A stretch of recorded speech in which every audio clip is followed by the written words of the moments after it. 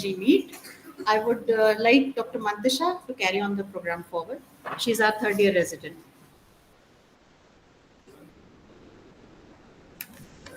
Thank you, ma'am, for addressing me. Good afternoon, everyone.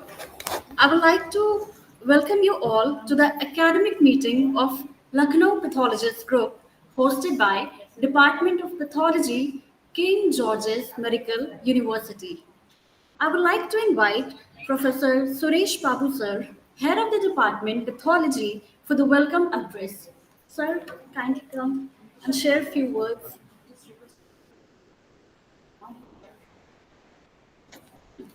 Just a very humble request to put your mobile phones on silent mode.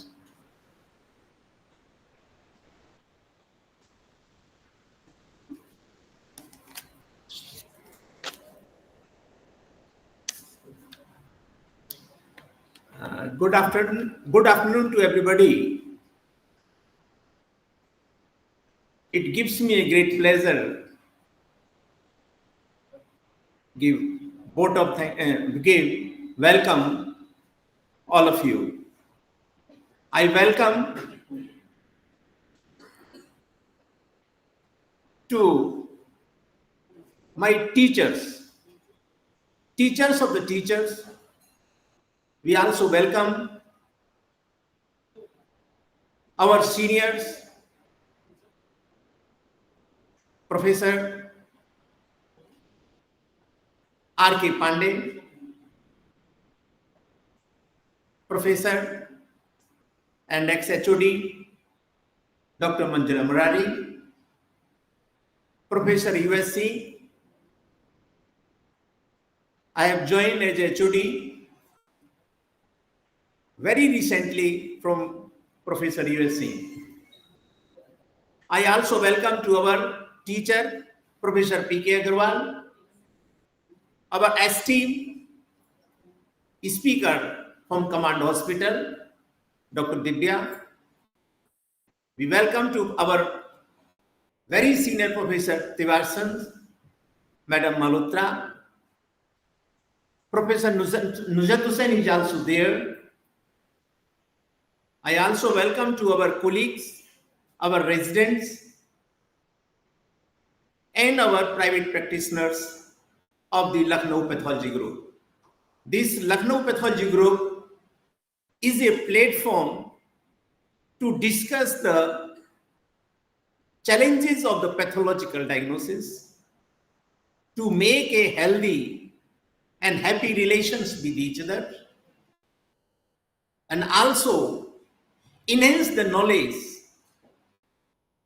and interactions, making a good networking among us. We always welcome all of you in the Department of Pathology. So, I will request to Dr. Riddhi Jaswal and their team to continue this academic activity, and everybody should enjoy in Lucknow Pathology Groups. Thank you very much.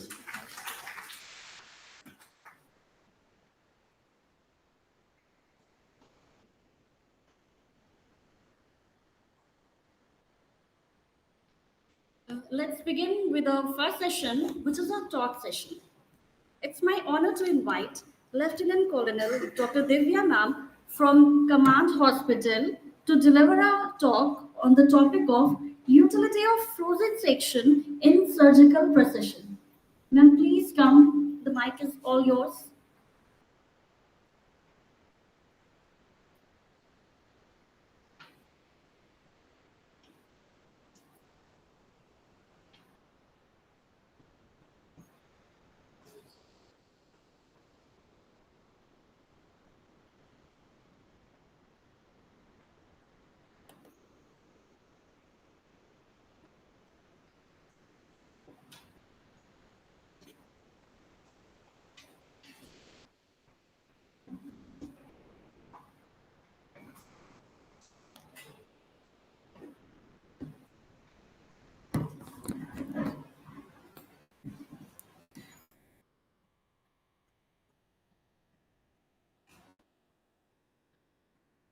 Good afternoon, everyone.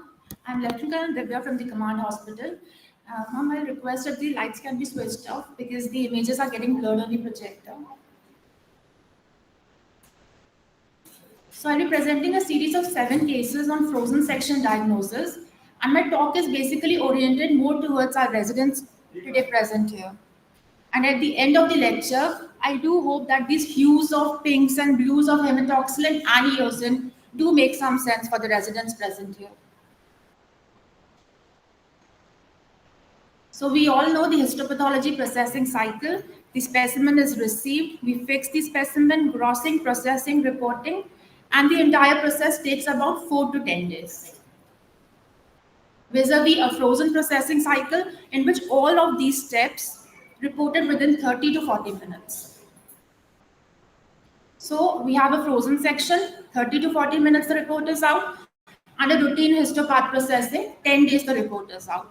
So do we process all specimens as frozen? Definitely no.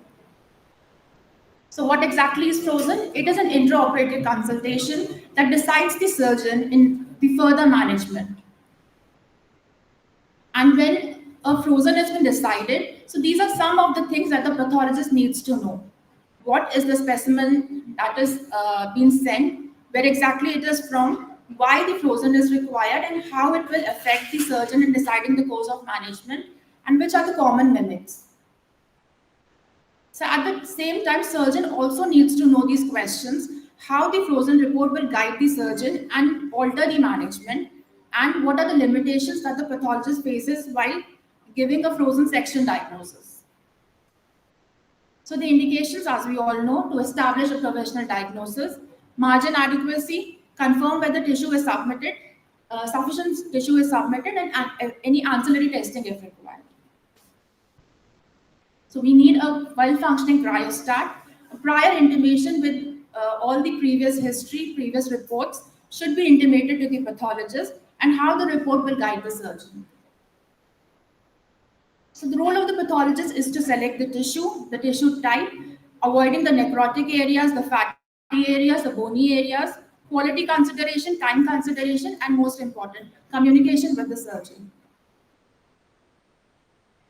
So once we receive the specimen, it is very important to do a proper crossing and then to do a triage.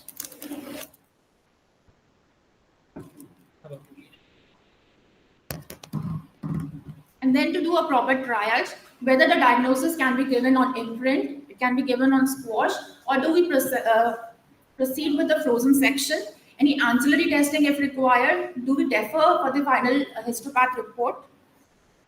So just for the residents, this is how we do an imprint and squash section in our lab.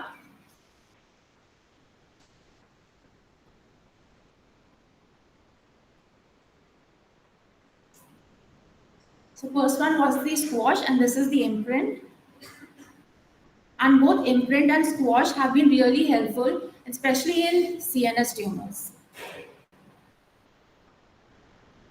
So once we have received the specimen, we have selected the area that has to be sampled, triage has been done, we need to do the tissue processing, which is done in a cryostat, as we are all aware, which has a basic principle that the water in the tissue turns to ice, which acts as an embedding medium and helps to solidify the paraffin, the block.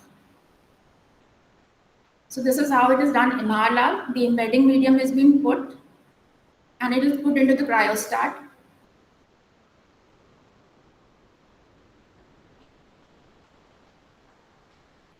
So once it solidifies, the cutting has been done.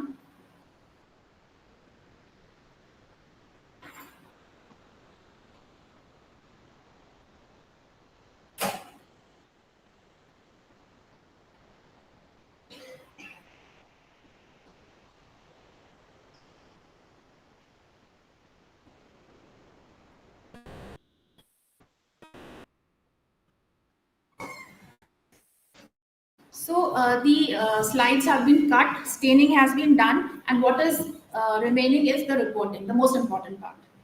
The clock is ticking, the patient is still on the OT table. We have a surgical team, anesthetist team, which is waiting for our report to decide the further course of management of the patient.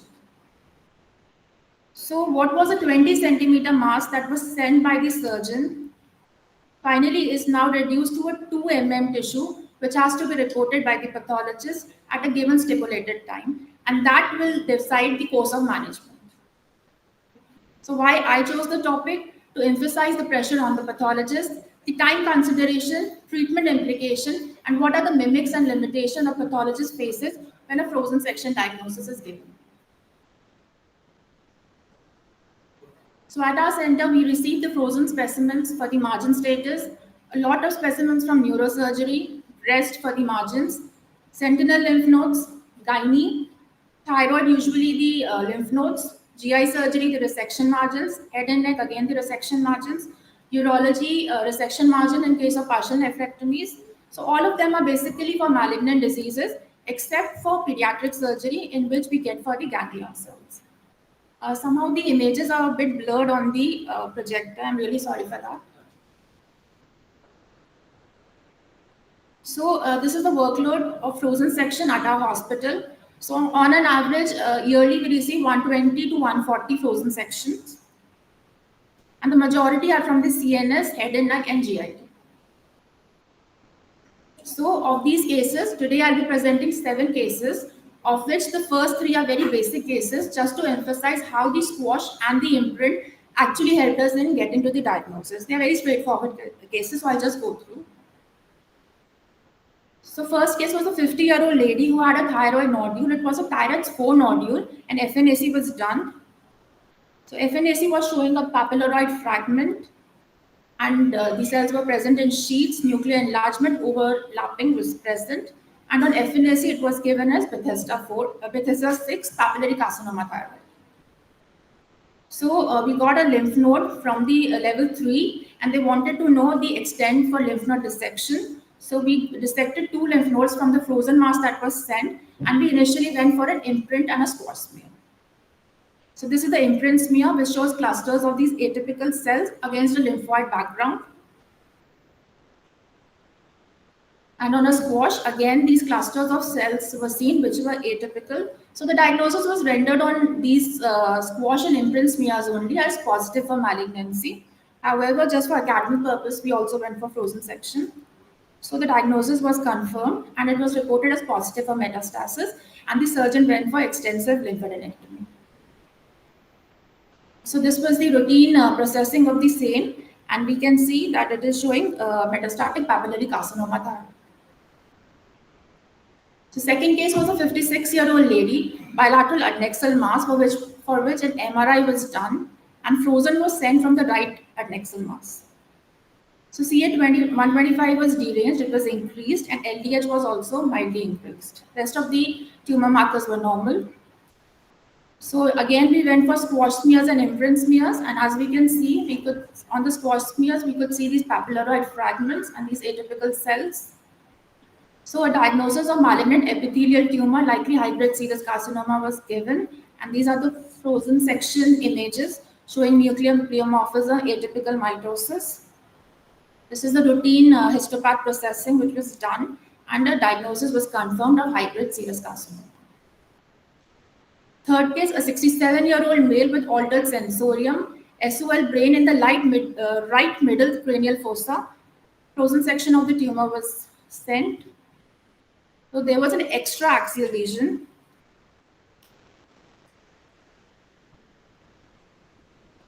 There was an extra-axial lesion on the T2 weighted images, and as we can see, it was ISO2 hypointense.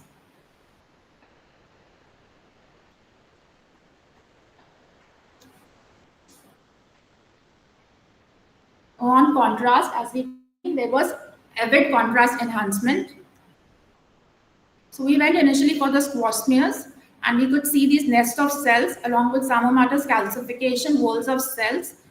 It was not required for frozen because the diagnosis was already made on the squash and the imprint smears. Still, we went for the frozen slides, and it showed syncytial growth, psammomatous bodies, and meningothelial walls. So a diagnosis of meningioma was given on the frozen section. And on the routine processing, the diagnosis was confirmed. So it was meningioma WHO grade 1. Moving on to the fourth case, a 41-year-old male who presented with right-sided upper and lower limb weakness. MRI was reported as epidermoid cyst. The frozen was sent. So first is a T1 weighted images showing this hypotense lesion, T2 showing the hypotense, and T3 was hypotense with some hyperintense areas. And as we can see on post contrast, there was no enhancement. So we initially went for the squash smears, which showed fragment of cells. And also we could see these cells which were singly scattered, and they were very large in size, which we'll see on a higher magnification. So we could see these large vacuolated cells. On frozen slides, we could see a myxoid matrix, and again we could see these large vacuolated cells. So when it comes to pathology, we do believe in correlating radiologically, we do believe in correlating clinically, but in this case they were suspecting epidermoid cyst, so we gave a diagnosis of possibly chordoma. And on the normal histopath processing, so these are the images which showed this myxoid matrix, and again we could see these large vacuolated cells.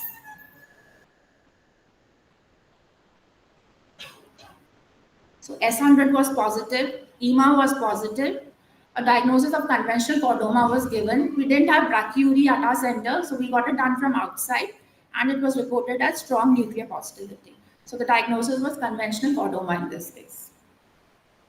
The fifth case is a 43-year-old serving soldier who presented with left upper limb weakness and lesion in the precentral gyrus. Frozen section of the tumor was sent, and on the CT scan we can see the lesion with a lot of perilesional edema.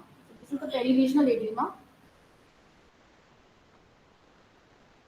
On the MRI, the T1 weighted image was hypointense, T2 was hyperintense, and flare showed isointense lesion. So the first two images are the diffusion weighted images, and as we can see, there is restriction of diffusion. And here it is a post-contrast. There has been post-contrast enhancement is there. So the radiologically, they gave a differentials of tuberculoma and metastasis. So we went ahead with the squash smear, imprint smear, and the frozen, and we saw these atypical cells which were present in sheets, and they were more singly scattered. So the diagnosis of metastasis and tuberculosis was unlikely. So on a frozen, we gave a diagnosis of either high-grade glioma or a lymphoma. And then we went ahead with the normal histopath processing. It showed these atypical cells in sheets and singly scattered. And also we could see these atypical cells centered around the blood vessels. So this is the blood vessel, and we can see some perivascular accentuation. So we went ahead with the IHC. So as we can see, CD20 was positive, GFAP was negative. We initial diagnosis conveyed to the surgeon was a CNS lymphoma, and then we put up the entire lymphoma panel. So diagnosis of primary CNS lymphoma. Next case is a 13-year-old girl with a left abdominal pelvic mass for which a CCT was done and frozen section was sent. Patient was having elevated CA125 and LDH.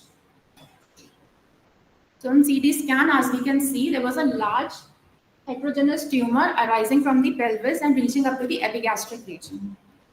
So this is the gross images. It was a huge around 15 to 20 centimeter tumor, and on cut section, it showed the solid and cystic areas.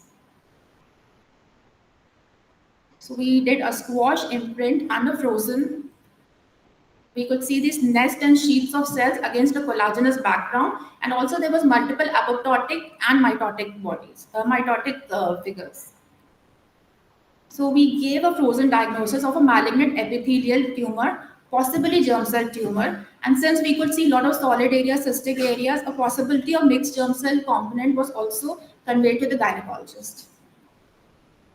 So on routine processing, we could see these atypical cells present in sheets separated by fibrous septae, and there were also numerous mitotic figures and apoptotic bodies.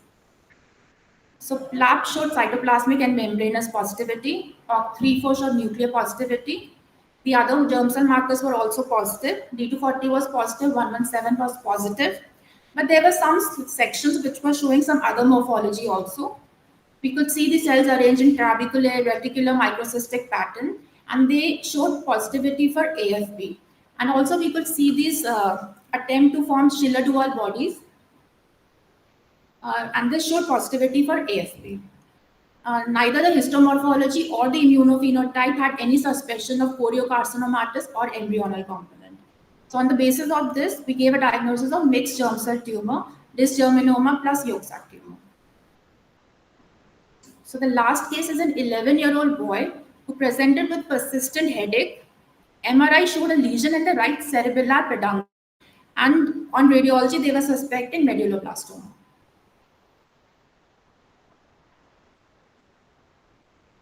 So we can see a well-defined intraaxial lesion in the right middle cerebellar peduncle.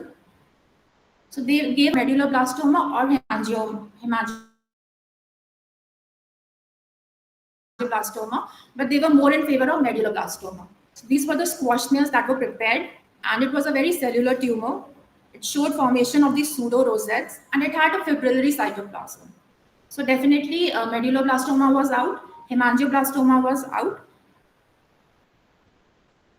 So on frozen, we conveyed to the neurosurgeon that it looks like a glial tumor, and it was high-grade because there was pleomorphism, there was necrosis, there was microvascular proliferation.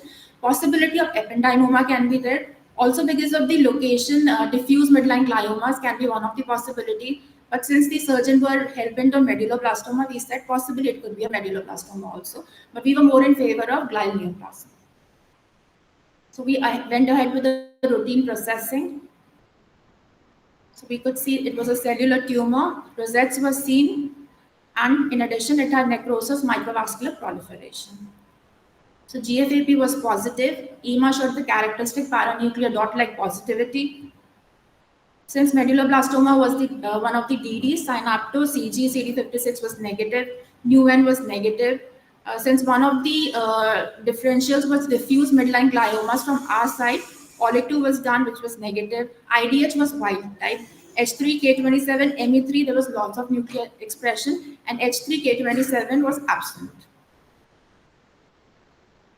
So the final diagnosis we gave was the posterior fossa A ependymoma, CNS WHO grade 3, because it had a lot of necrosis, microvascular proliferation.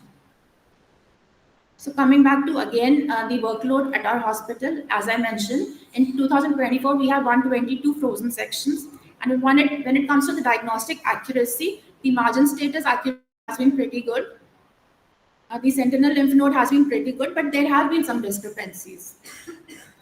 For example, a CNS frozen was sent, which was reported as granulomatous from our end, but finally it turned out to be GBM, and the reason for error was the tissue necrosis that was present. In another case, we reported as inflammation, possibly epidermoid cyst, because radiologically also they were suspecting epidermoid. However, the final diagnosis was chordoma. So the reason could be probably a non-representative sample. And then a high-grade glioma reported as lymphoma, which is a known entity. One serous cystadenoma was reported, one adnexal tumor was reported as serous cystadenoma. However, on frozen section, it was reported as borderline tumor. The reason is probably the sampling error during the frozen section. So frozen sections are bound to have these discrepancies. So the common problems are the freezing artifacts, the compression artifacts, and the ice crystals because of the rapid freezing. If we reduce the temperature, the block will become harder, and if we raise the temperature, it will become softer. So this is just a comparison of a normal morphology versus a frozen section morphology. Again, here we can see how a malignant melanoma looks on a frozen section vis-a-vis a normal histopath section. A clear cell RCC on a frozen section versus a normal histopath section. So just to summarize, again, the causes of discrepancies, it's usually because of the inadequate specimen sampling. At times, a large specimen is being received, especially in adnexal tumors, in which the sampling error is bound to happen. Misinterpretation, frozen artifacts, which we all just saw, small size or inadequate sample, inflammation or necrosis, which masks the lesion, or a non-representative frozen sample. For example, in our case, we reported as epidermoid cyst, but it was actually a chordoma. So I'm done with my presentation. Just the take-home message, the communication with the pathologist and the surgeon is vital when it comes to the frozen section. It is important for the surgeon to understand that the definitive diagnosis is not possible in all the cases. Frozen is definitely important, but it can never substitute a routine tissue processing. However, in spite of its limitations, it is definitely a very useful technique. So in the end, I just have a beautiful poem on frozen section, and the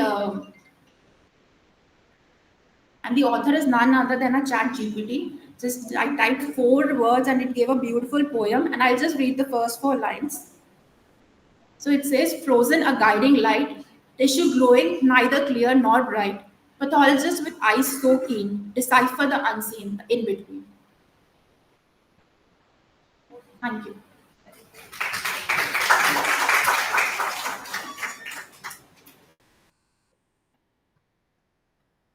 Can you have your poem on the screen? Yes, ma'am.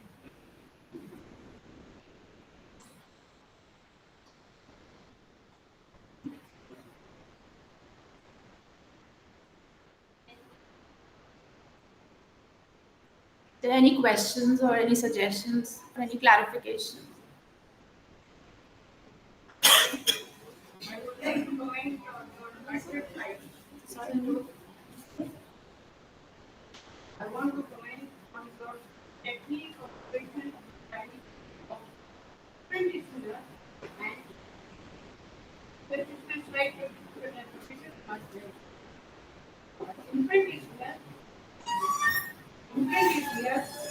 just hit like this. I guided one pieces of imprint pathology of lymph nodes in 80s.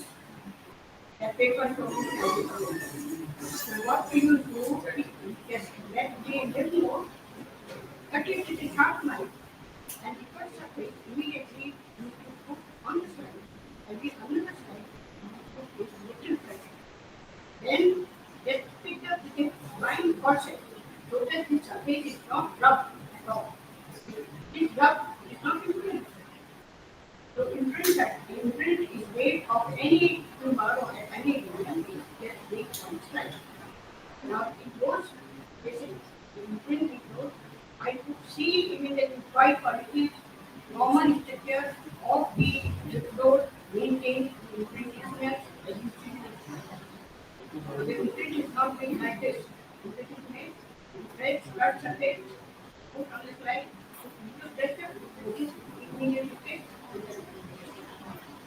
As I did one thesis, two theses on specific of brain tumors in a day, and one thesis specific of brain tumor and tissue culture. It was a very good biology lab downstairs and very effective. Now biologist for here.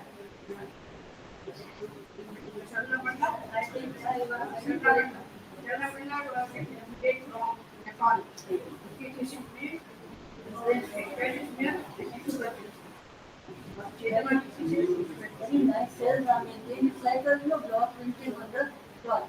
Just like this. Lymph node, we are doing the same thing now, but since it was a margin.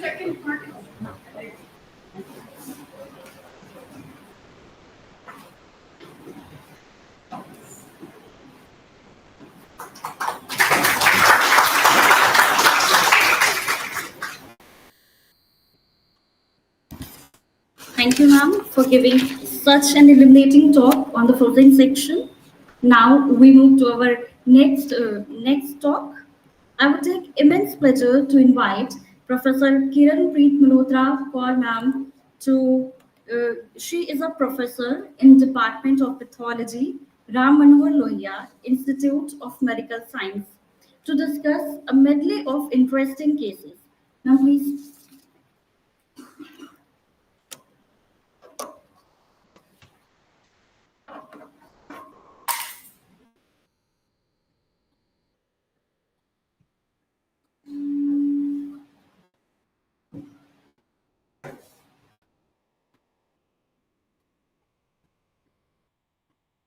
Good afternoon, everybody.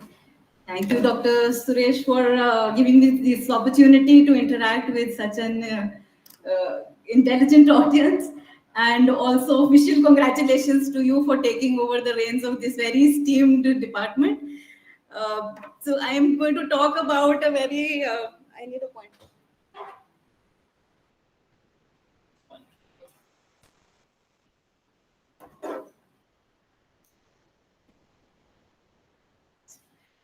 So I'm going to talk about a little rather unusual topic. So very frequently, I think most of us, we interact with surgeons, we interact with physicians, and many of them are saying, even before they've sent the specimen to the department, they're saying, we are going to send the biopsy in 1 hour, madam, please give us an early diagnosis. So I just wanted to look back and see how early is early and what is the relevance of such panic that the surgeons and physicians create. Do they actually need these urgent diagnosis? So I've tried to collate about 10 cases in which they asked for urgent reports, and I'm going to look at what was the clinical diagnosis, how we helped, and what was the follow-up of the patient. Did we really help the patient or no? So that, and then the last few slides, I'll give you some data on what CAP says about urgent reporting in histopathology.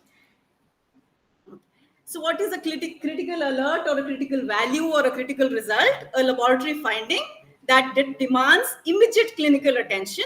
And there are three reasons. Maybe there is a potential to cause life-threatening conditions, or a significant patient morbidity, or maybe an irreversible harm if no prompt action is initiated.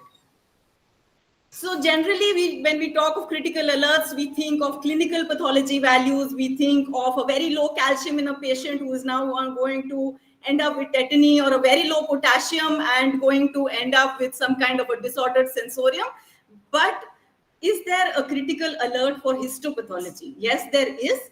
So the CAP says that we need to call these as critical alert values, and these will have a basis. The basis will be on how the pathologist is interpreting it, and it will be context dependent. It cannot be a single numerical value which is coming out of the analyzer and which dictates, yes, this is going beyond the 3 standard deviations, so this is a critical alert value, so look at that. No, we are going to look at what in the context of the interpreting histopathologist. So the CAP and the Association of Directors of Anatomic and Surgical Pathology, they have re-evaluated the terminology. They propose that these should be called urgent diagnosis or significant unexpected diagnosis.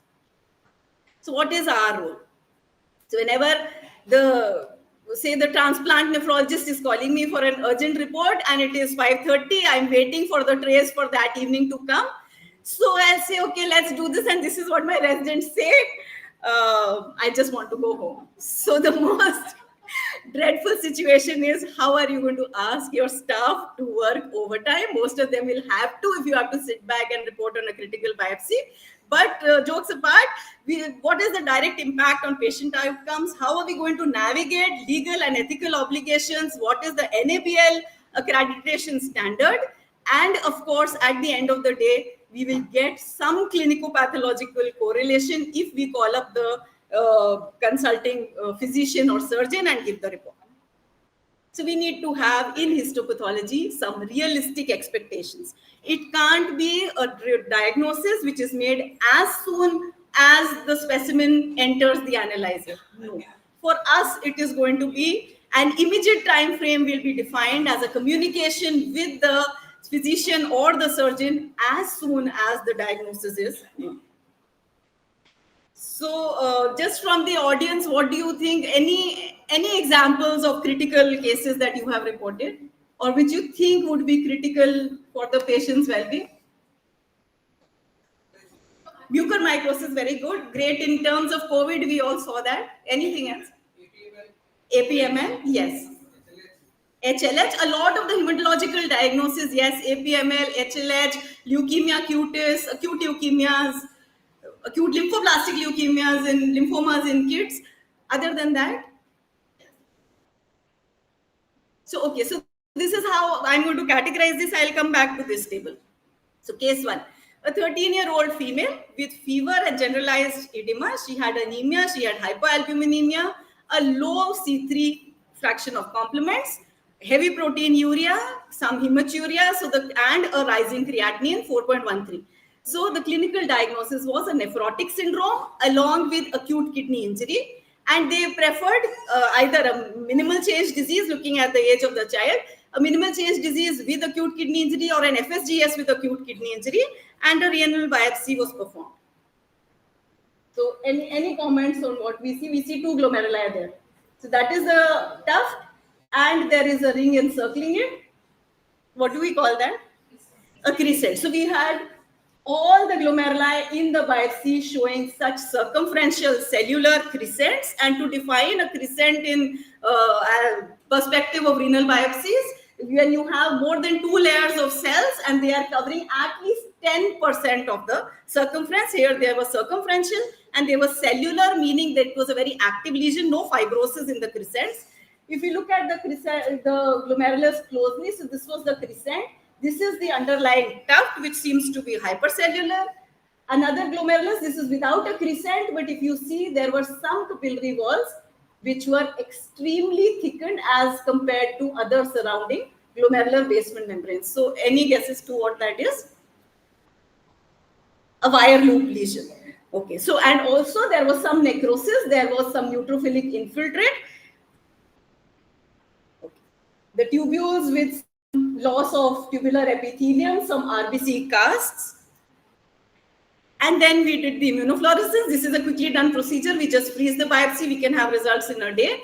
So this showed a full house pattern, C3, C1q, IgG, IgA, IgM, all showing 3 to 4 plus deposits along the glomerular basement membranes and the mesangium. And this is what we call a full house pattern. So if we have a diffuse proliferative glomerulonephritis with a full house pattern, we would think the only diagnosis coming to our mind, especially in a female, a young female, would be lupus nephritis. So we called up the clinician with this report saying it is a crescentic lupus nephritis. 100% of the glomeruli are involved by crescents. It is very important to enumerate what is the percentage involved by crescents and whether they are cellular, fibrocellular, or fibrous, because that tells you the urgency or with which the patient needs to be treated.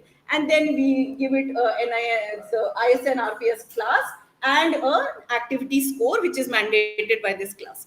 So what is the reason for critical alert activation in such a case? The percentage of the glomeruli having crescents will correlate with the severity of the patient's illness, and such a patient will need high dose immunosuppression, corticosteroids, maybe cyclophosphamide, and the patient's prognosis will depend upon how soon you initiate the treatment. So there will be cases of flooded crescentic glomerulonephritis, very active crescents, which will respond very well to immunosuppressive therapy. So time is of importance. What was the follow-up? The patient did get an ANA and DNA serology expedited, which was positive, and she got the intravenous methylpred and cyclophosphamide. But despite aggressive treatment, her creatinine is yet to reach baseline, and she continues to be under follow-up in the nephrology department. Case 2. So 60-year-old female who was a homemaker presented with low-grade fever, pallor, bilateral non-pitting edema, with anemia, a mildly raised TLC, a slightly low platelet count, 2.1 milligram per DL creatinine, and lots of RBCs in the urine sediment. So their diagnosis clinically was nephrotic syndrome, query rapidly progressive, query post-infectious glomerulonephritis, given the low-grade fever and the low elevated leukocyte count. So again, the renal biopsy, we can see one focus of inflammation there. So if you can make out, there are 3 glomeruli there. Not very clear, but anyways, all 3 showed crescents. On higher part, this is the compressed tuft of the glomerulus and a huge circumferential cellular crescent. Look at other glomeruli. There is a focus of necrosis here, another large focus of necrosis here, along with neutrophilic infiltrate. And part of this glomerulus, the capillary tuft, is unremarkable, no hypercellularity. So if you compare with the previous case showed hypercellularity in all the glomeruli, endocapillary proliferation. No endocapillary proliferation here, just crescents, necrosis, but no proliferation in the glomeruli. That should make us think of a vasculitic etiology. Now, besides all this, what did we see in the arterioles? This is a medium-sized arteriole, another arteriole here. So throughout the vessel wall, there was intense inflammation. There were lots of neutrophils, lymphocytes. If you can make out, there were numerous eosinophils within the vessel. So there was an associated arteritis. We did an immunofluorescence. All the markers were negative. So we saw 8 out of 13 glomeruli, that is 61%, showing cellular or fibrocellular crescents, segmental fibrinoid necrosis, lots of eosinophils in the tubulointerstitium, and a necrotizing arteriolitis, and an immunofluorescence which was pauci-immune. So again, by definition, if there are more than 50% crescents in the biopsy, we'll call it a crescentic glomerulonephritis, but this was pauci-immune, no deposits on immunofluorescence. So this is what we called back and said, this is a pauci-immune, necrotizing, crescentic glomerulonephritis with arteritis. And since there were so many eosinophils there, we told them that there is a possibility of EGPA. This is what was earlier known as Wegener's. Now it is rechristened as eosinophilic granulomatosis with polyangiitis. So the patient undergone my MPO and PR3 estimation. MPO ANCA was highly elevated. ANA was negative. She was again started on immunosuppressive therapy. And in the last follow-up, she also got rituximab. That means which they give for very severe kind of vasculitis. Now at 6 months, her serum creatinine is about to reach normal, 1.3 milligrams. So what is the reason for critical alert activation in such a case? A rapid progression, a potential for irreversible kidney damage, and even a delay of a few days can lead to an end-stage renal disorder. Now, EGPA is a systemic vasculitis. It generally appears with cough and bronchitis, also can affect the heart and the nervous system. So if we look at, shown you two cases of crescentic GN. If we look at their differentials, we have anti-GBM disease, which is the most aggressive form, which will require plasmapheresis. Again, the ANCA associated like this EGPA case, they will also require immunosuppression and plasmapheresis. Plasmapheresis is not required for the immune complex mediated ones like lupus. So that is the importance of giving them an early diagnosis, and that is how they'll treat the three specific entities. Okay, case 3.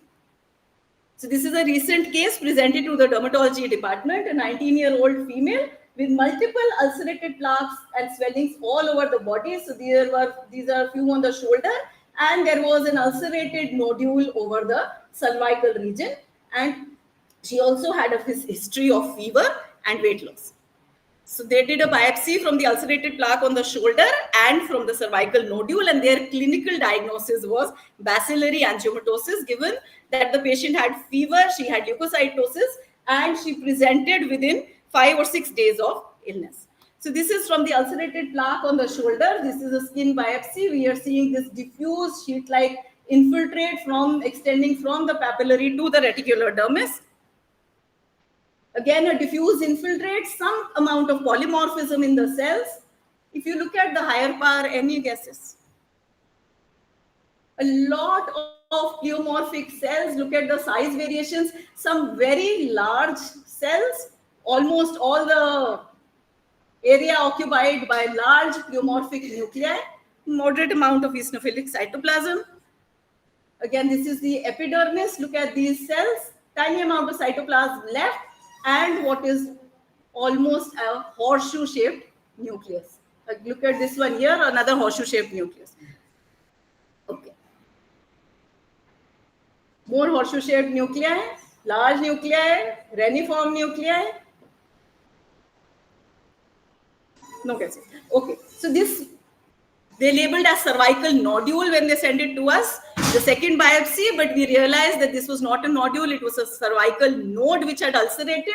And in this node, we did not find any germinal centers, no lymphoid follicles, just a sheet-like aggregate of pleomorphic lymphoid cells. So here there were, again, similar large cells with pleomorphism. If you look at this, a typical horseshoe, some of them not very clearly seen here. Some of them had huge nucleoli also. So there were some hallmark cells. So any guesses to the diagnosis? Anaplastic large cell lymphoma, very good. So this is the interim report we gave them. We said this is a lymphoproliferative disorder. It is not bacillary angiomatosis like they thought. And there is a possibility of ALCL. After that, we ran the IHCs at leisure. CD30 positive, ALK positive, Ki67 very high, and CD3 lighting up a few T lymphocytes. So the definitive report went like anaplastic large cell lymphoma, ALK positive, and the ALK positive ones are generally supposed to be systemic. Here also we had evidence of systemic involvement. It was not just limited to the skin. So it was probably a systemic ALCL with cutaneous metastasis. So again, reason for a critical alert, the skin lesions, while they are visible, they are merely a manifestation of widespread internal disease. Okay. So this patient, the dermatologist was repeatedly calling me. She said the patient is bleeding so much from the cervical nodule that probably she will collapse. I don't want her death in the dermatology ward. And the oncologist refuses to take her without a definite diagnosis of lymphoma. So that is what we gave them. And then the patient was shifted to medical oncology and underwent a bone marrow, which was involved. She was started on CHOP regimen, and there was a significant regression after initial cycles of chemotherapy. So there are 3 ALCL subtypes. I won't go into that. But systemic ALCLs, ALKs are ALK positive. There are some systemic ALK negative ones, which are even having a poorer prognosis, and the primary cutaneous ones, which are relatively indolent. Case 4. So a 78-year-old female, she presented with a rapidly enlarging, painless, firm, reddish nodule on the right temple. The nodule was not very large, about 2 centimeters in size. No other lymphadenopathy, and their clinical suspicion was of a basal cell carcinoma. So they sent us a skin biopsy. So what we saw on the skin biopsy, the entire derm is infiltrated but by such nodules of and sheets of tumor cells. So some very well marked nodules of tumor. Okay, this is 40x view. So we can see relatively monomorphic cells, only mild pleomorphism, tiny nucleoli, numerous mitosis, some apoptosis, and what would you think of?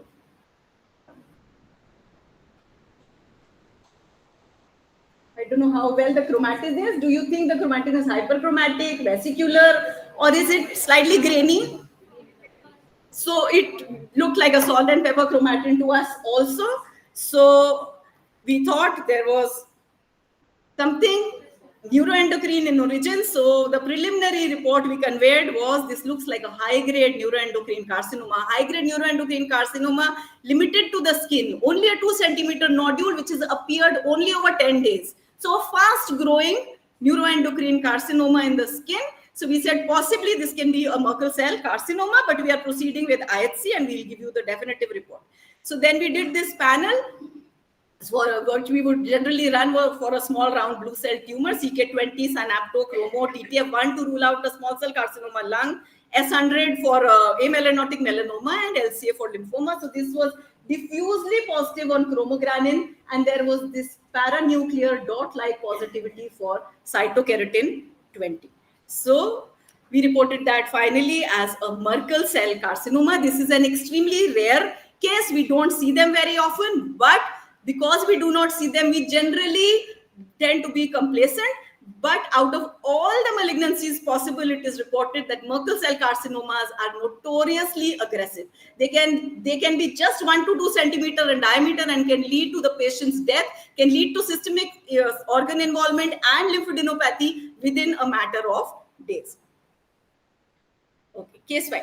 A 25-year-old female, she was a live-related renal transplant recipient, transplant received in 2019.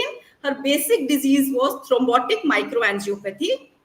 She presented, she was well controlled with immunosuppressives, but she presented during the COVID pandemic in June 2021 with pneumonia and septicemia, along with acute allograft dysfunction, and she was anuric. So she was first admitted into the COVID ward. She had the whole spectrum of anti-COVID therapy, the antibiotics, renal replacement therapy, hemodialysis, everything. She became COVID negative, and she was shifted to the nephrology ward. So before the nephrologist could give a sigh of relief, on the second day of admission in the nephrology ward, she had delirium, she had fever, there was a fall in the GCS, and she became anuric again. So the clinical differential that the nephrologist had was, since her basic disease was thrombotic microangiopathy, and that can recur with some kind of insults, so they thought maybe it is a COVID-related recurrence of TMA, both in the CNS because the patient became delirious, and in the renal allograft, urgent renal biopsy was performed. So we received 2 cores of renal biopsy. If you can make out, one core was entirely necrosed. The other core was also partially necrosed. If you can make out, there were 2 viable glomeruli. So close-up view, all the entire core with lots of necrosis, lots of neutrophilic infiltrate within the tubules where we could make out the ghost outlines of the tubules. Otherwise, just as sheets of neutrophils.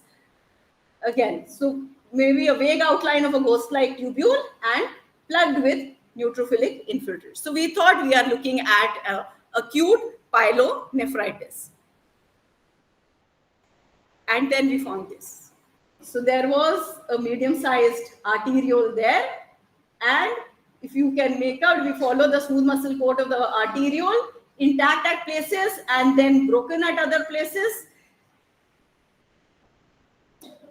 and lots of broad-based fungal hyphae, irregular pauciseptations, and some 90-degree branching. So then we thought, and they were rupturing this arteriolar wall, so that was an angioinvasive type of fungus, and that was the COVID period. Of course, this was zygomycosis, looking at the morphology. So this is what we told them, that there is about 80% patchy cortical necrosis in the cores of tissue that you have sent us, and there is a medium-sized vessel showing angioinvasion by broad-based fungal hyphae. So we said there is pyelonephritis with angioinvasive zygomycosis, likely mucor, and there is no evidence either of acute rejection or of thrombotic microangiopathy.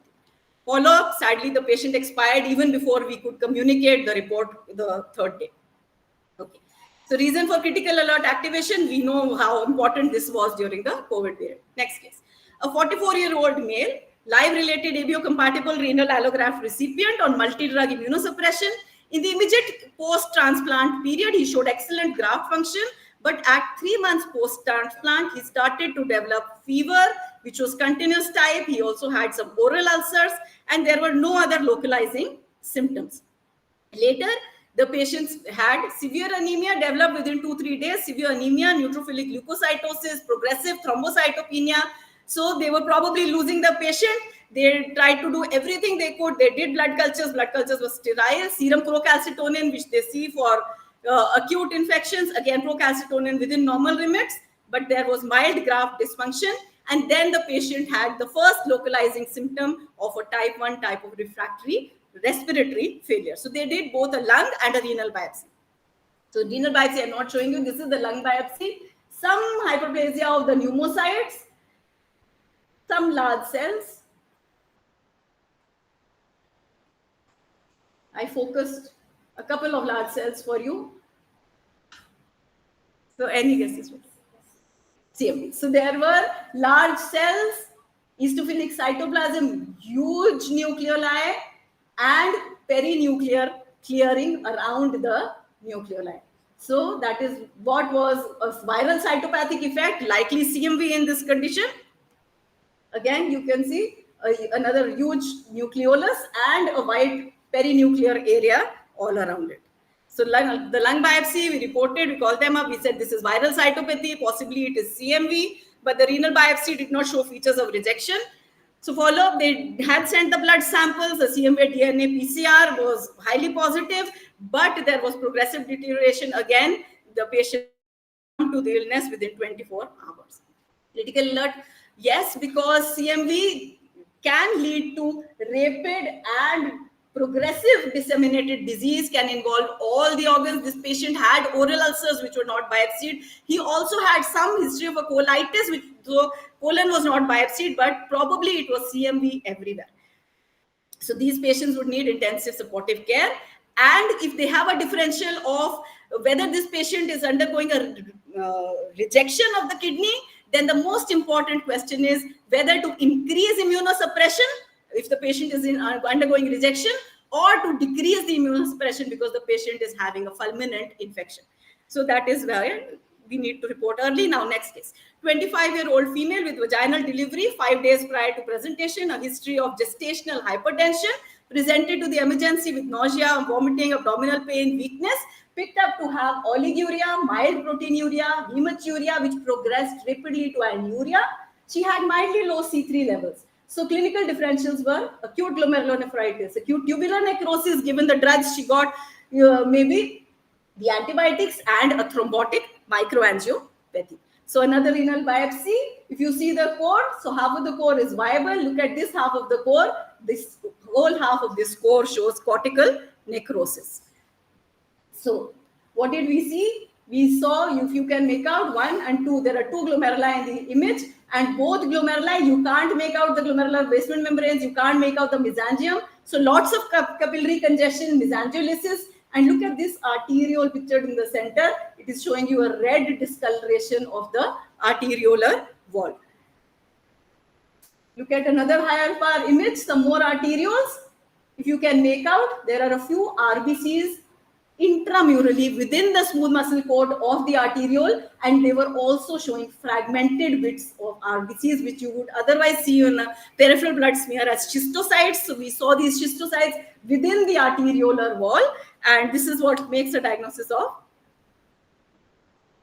thrombotic microangiopathy. There are RBCs which are transgressing the arteriolar wall, getting damaged and appearing as schistocytes.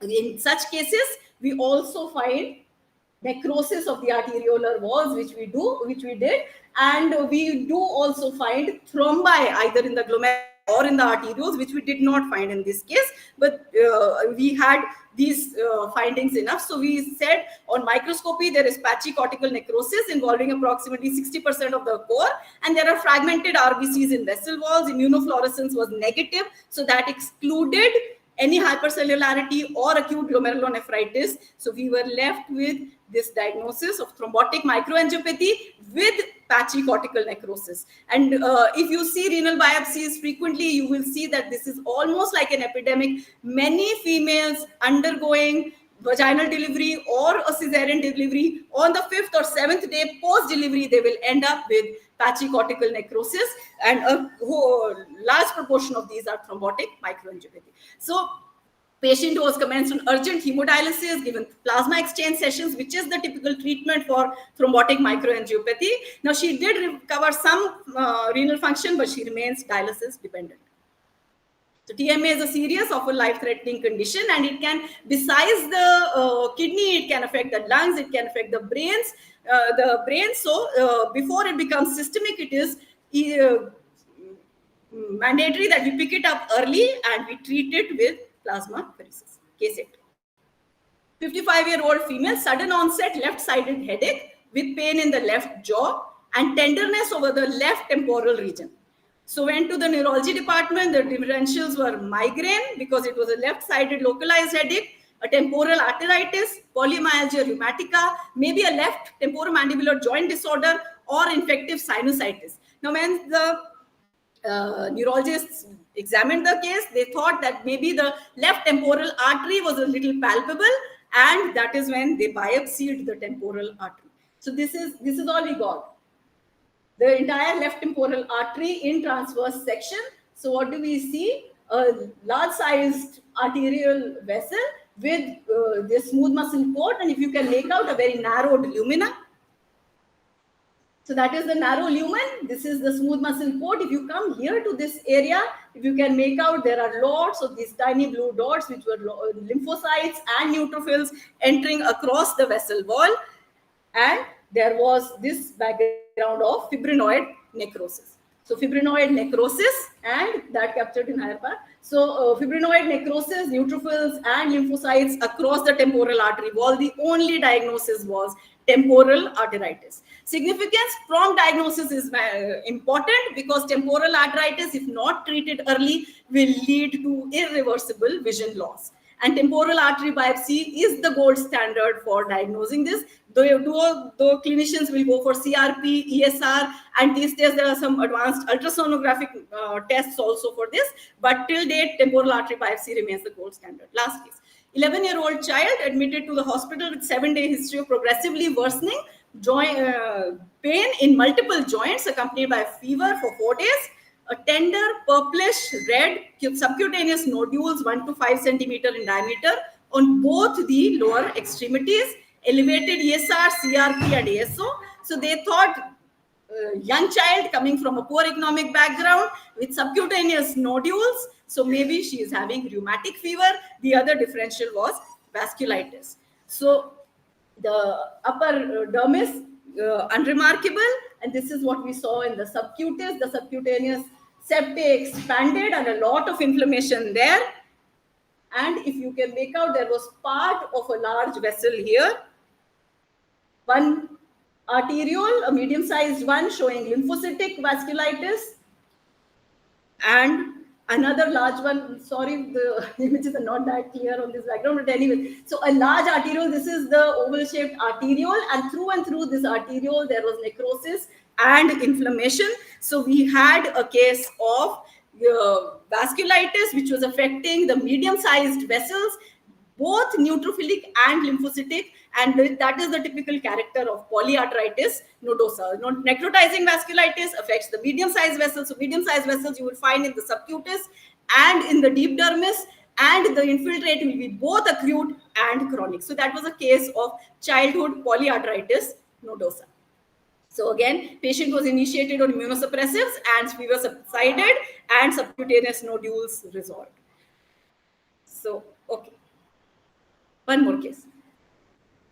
a patient presenting to the dermatology department, lots of excoriations all over the body, on the entire skin, affecting more than 90% of the total body surface area, with diffuse redness and desquamation. But the oral mucosae, the anal mucosae, the mucosae were spared. So these were the differentials: pemphigus foliaceus, severe eczema, psoriasis, drug reaction, and a cutaneous T-cell lymphoma. This kind of a desquamation, if it affects more than 90% of the body surface skin, it is called, given a clinical term of erythroderma. So this was the erythroderma, and these were the probable differentials. So this is what we saw on the biopsy. This is the epidermis. If you see, there is something like a vesicle formed in the very superficial layer of epidermis, that is in the stratum corneum, and this is the stratum corneum lifted up, and the entire epidermis below that, an intact vesicle, which we will call a subcorneal vesicle. Within the vesicle, you have these acantholytic cells, separated out keratinocytes, and some fibrinoid material. So easy to do. We did an immunofluorescence. Interepidermal, this is what is called a fishnet pattern. Around each keratinocyte, there is a ring, or the entire desmosomal junction is lighting up. So fishnet pattern of IgG and a fishnet pattern of C3 deposits in the epidermis. So we call that pemphigus foliaceus. Okay. Just a few words of theory now. So each institution, what does the CAP say? The CAP says each institution should create its own policy regarding urgent diagnosis and significant unexpected diagnosis in anatomic pathology. So this policy has to be different from the policy you will have for your clinical pathology or biochemistry reports. And always the histopathology has to be reported in conjunction or in collaboration with the clinical staff. So what are the specific examples? Malignancy related, I showed you two. I showed you Merkel cell and I showed you ALCL, but there are more. There can be malignant melanomas. There can be brain tumors. So lymphomas in the brain, high-grade lymphomas anywhere. Like one person said, APML. Then infectious diseases like in the setting of transplant patients, a CMV or a histoplasma or mucor in the setting of COVID. Then ischemia related like the crescents in renal biopsies, or acute vasculitis like the polyarteritis nodosa in the child I showed you, thrombotic microangiopathies like the one I showed you in the obstetric case. Then transplant pathology, I haven't purposely shown you the acute T cell and acute antibody mediated rejections, but that is what we deal with daily when we look at renal transplant biopsies. Then necrosis in any transplanted organ, because poor transplanted patient, whether it is the liver or the kidney, that is the only amount of borrowed organ that the patient has. So any necrosis is important. Then discrepant or unexpected findings. Remember this, I haven't put up these cases, but for all the practitioners, if you are getting a dilatation and curettage, an endometrial curettage sample, saying that the patient has had a miscarriage, there is a curettage sample and you don't find villi in it, it is of great importance, because that means the patient is bleeding. Her HCG was positive, she was expecting, but no villi in the endometrium. Then where are the villi? That means the patient is having an ectopic pregnancy. So you have to save her before the ectopic ruptures. Then fat in an endometrial curettage or fat in a GI biopsy, that means the procedure has gone wrong and they have gone across into the adipose tissue. And of course, biopsy or removal of an organ which was not expected. Okay. So the CAP says we do not recommend that the biopsy reports are ready within a few minutes of submission, but they say that you have to report such critical cases no longer than the same day on which the diagnosis is made. So how do you communicate?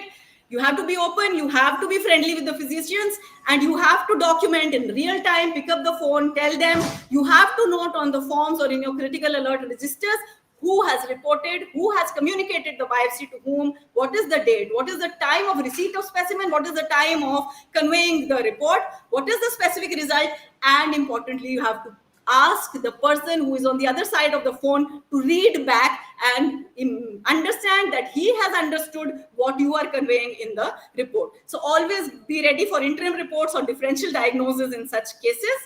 And what is the frequency of reported critical results? There are not many articles on this. There are only a few publications from CAP, and there is this one Iranian article I got. in which they reviewed 33,934 histopathology biopsies of theirs, and they found only 177 cases with urgent critical alerts. So only 0.5%. A number of those were mucor, so maybe this is 2023. So maybe that also got elevated because of the COVID epidemic. So finally, our diagnosis is just the beginning. What we need to do is be friendly with the physicians or the surgeons, and effective communication, asking them for the patient's clinical data and giving them back whatever we are seeing, so that teamwork will make the dream work. And thank you, open for criticism and questions and experiences. Thank you very much.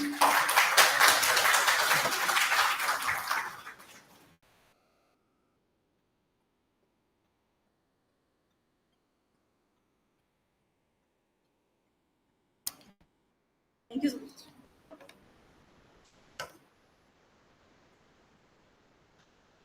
Thank you, ma'am. It was really very informative talk. Now we move to our next session, which is the discussion of individual interesting cases. Here, presenter, you will be given 7 to 8 minutes so that we can finish on time. So our first presenter is Dr. Udita Diwan ma'am. She is the representative of Lucknow Association of Private Practitioner of Pathology and Microbiology to discuss a case of 25-year-old female with neck swelling. Good afternoon, everyone. Thank you for giving me an opportunity to present here. I would just make a correction. Actually, initially I had planned to present a case of a 23-year-old female, but subsequently I got this case, so the history is a bit different. This patient is not 23-year-old, she is 60-year-old. So just going with the case. This was a 60-year-old female patient who clinically she presented with on and off stridor since 6 months. Patient consulted the general physician and ENT surgeon for this complaint. Laryngoscopy was also done, but it was initially reported as normal. Patient was being managed with nebulization, but finally, when the symptoms became worse, the patient underwent fiber optic laryngoscopy, and which revealed a subglottic mass. Actually, the mass was quite lower down, so maybe the initial laryngoscopy was not able to detect it.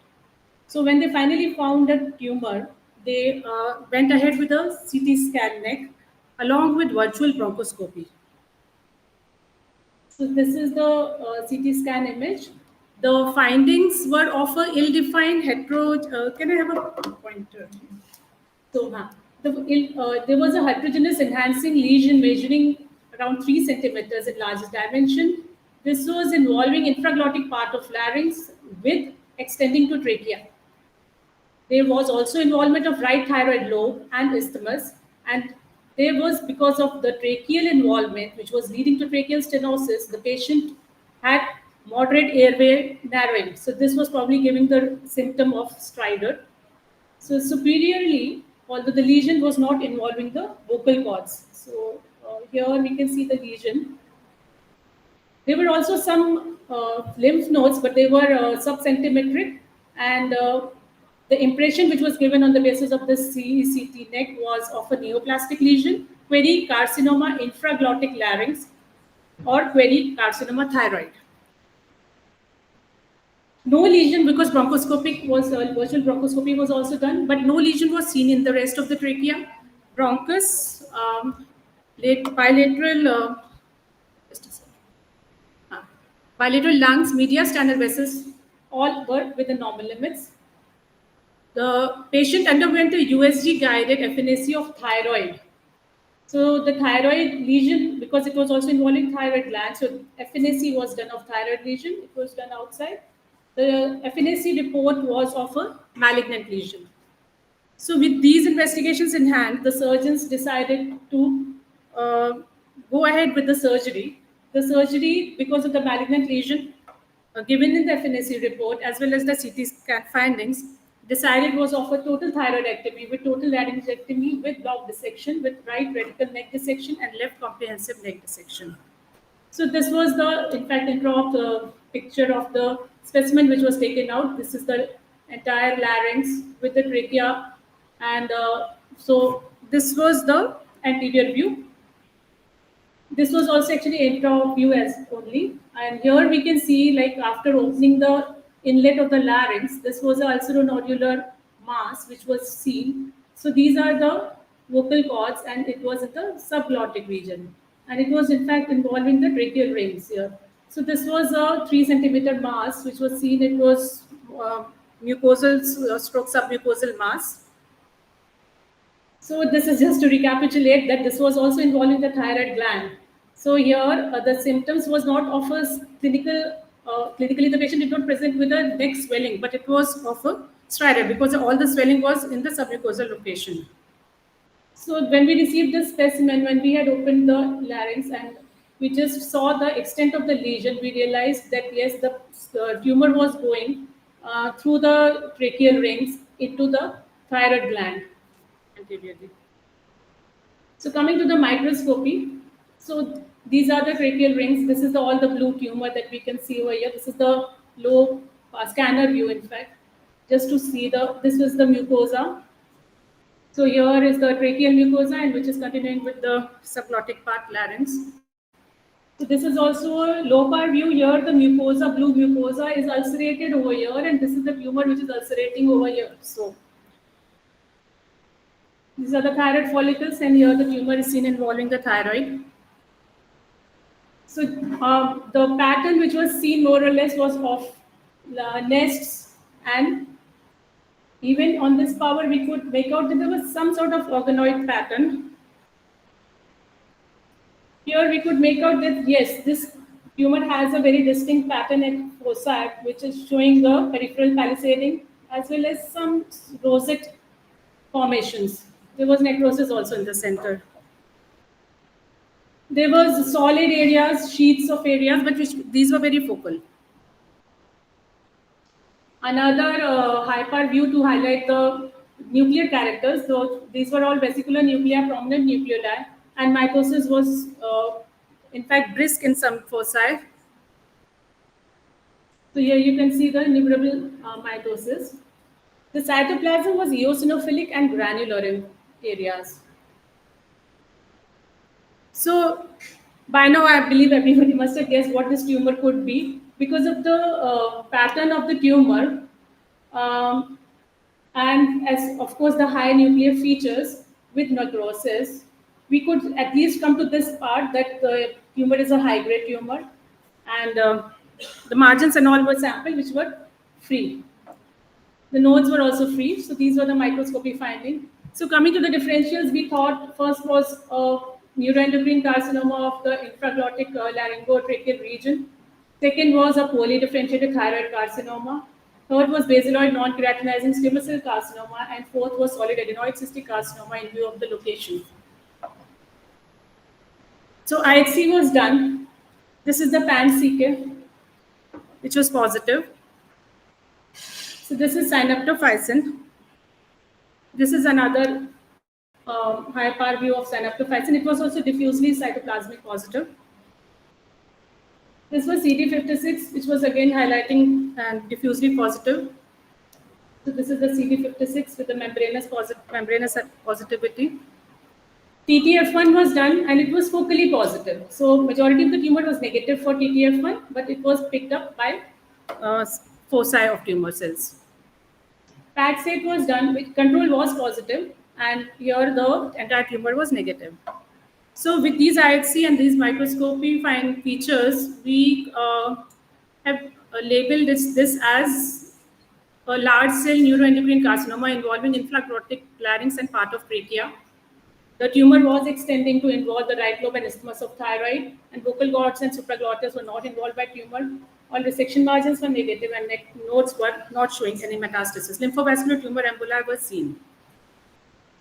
So coming to the discussion part, we all know that these tumors are very common, not very common at all in larynx and head and neck region, but as compared to GIT and lungs. So we are aware of this classification of well-differentiated, moderately differentiated, and poorly differentiated NAC, which is the WHO 2017 code.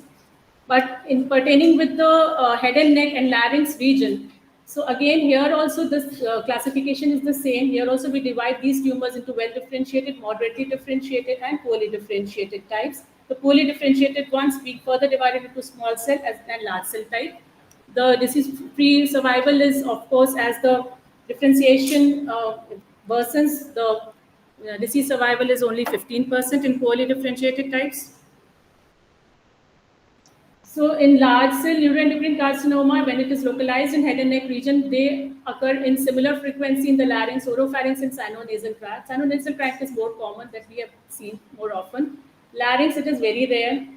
In more than 80% of these tumors, they arise in the supraglottis.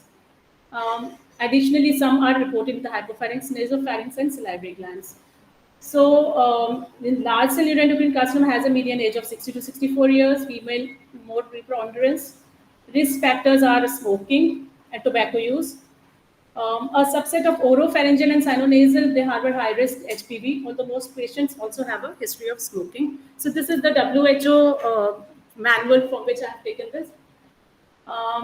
So when we diagnose a large cell neuroendocrine carcinoma, the essential criteria should be of a high-grade malignancy with nested organoid or trabecular growth of neuroendocrine type cells with abundant cytoplasm and round nuclei with prominent nucleoli, more than 10 mitosis per 2 millimeter square, and I see evidence of diffuse neuroendocrine differentiation positive for one or more than one cytograph. So this is the essential criteria which a tumor has to follow, and desirable ones being peripheral palisading, rosette formation, chromatodecrosis, and Ki of more than 20%. So the IC markers which are taken from this reference, sometimes even calcitonin is expressed in bilaryngeal neuroendocrine carcinomas, and TTF1 is generally focal. So this is just one picture of a well-differentiated neuroendocrine carcinoma. Here the uniformity of cells can be appreciated with low mitosis.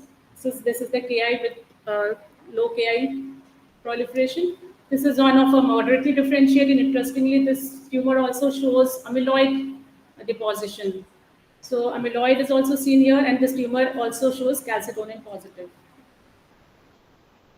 And this is somewhat like our case of a poorly differentiated neuroendocrine carcinoma with a trabecular as well as sheets, nests patterns, and with these rosettes. You can see here.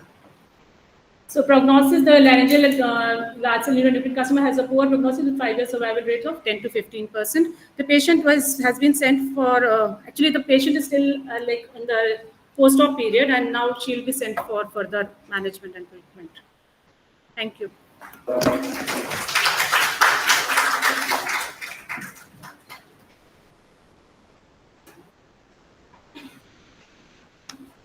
Thank you, ma'am. Our next presenter is Dr. Himanshu Mohan, Junior Resident from King George's Medical University, to present a case titled Fatigue, a commonly experienced entity not to be left undiagnosed.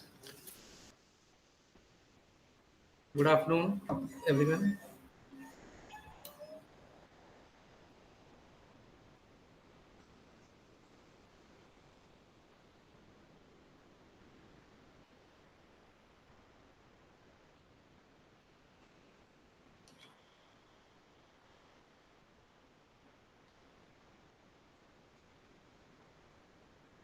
I'm going to present a case that was presented to our hematopathology unit.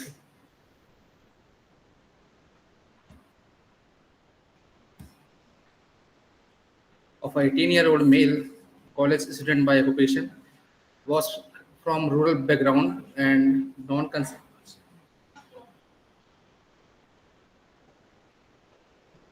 I'm going to present a case of an 18-year-old male who was college student by occupation from rural background with non-consanguineous parentage.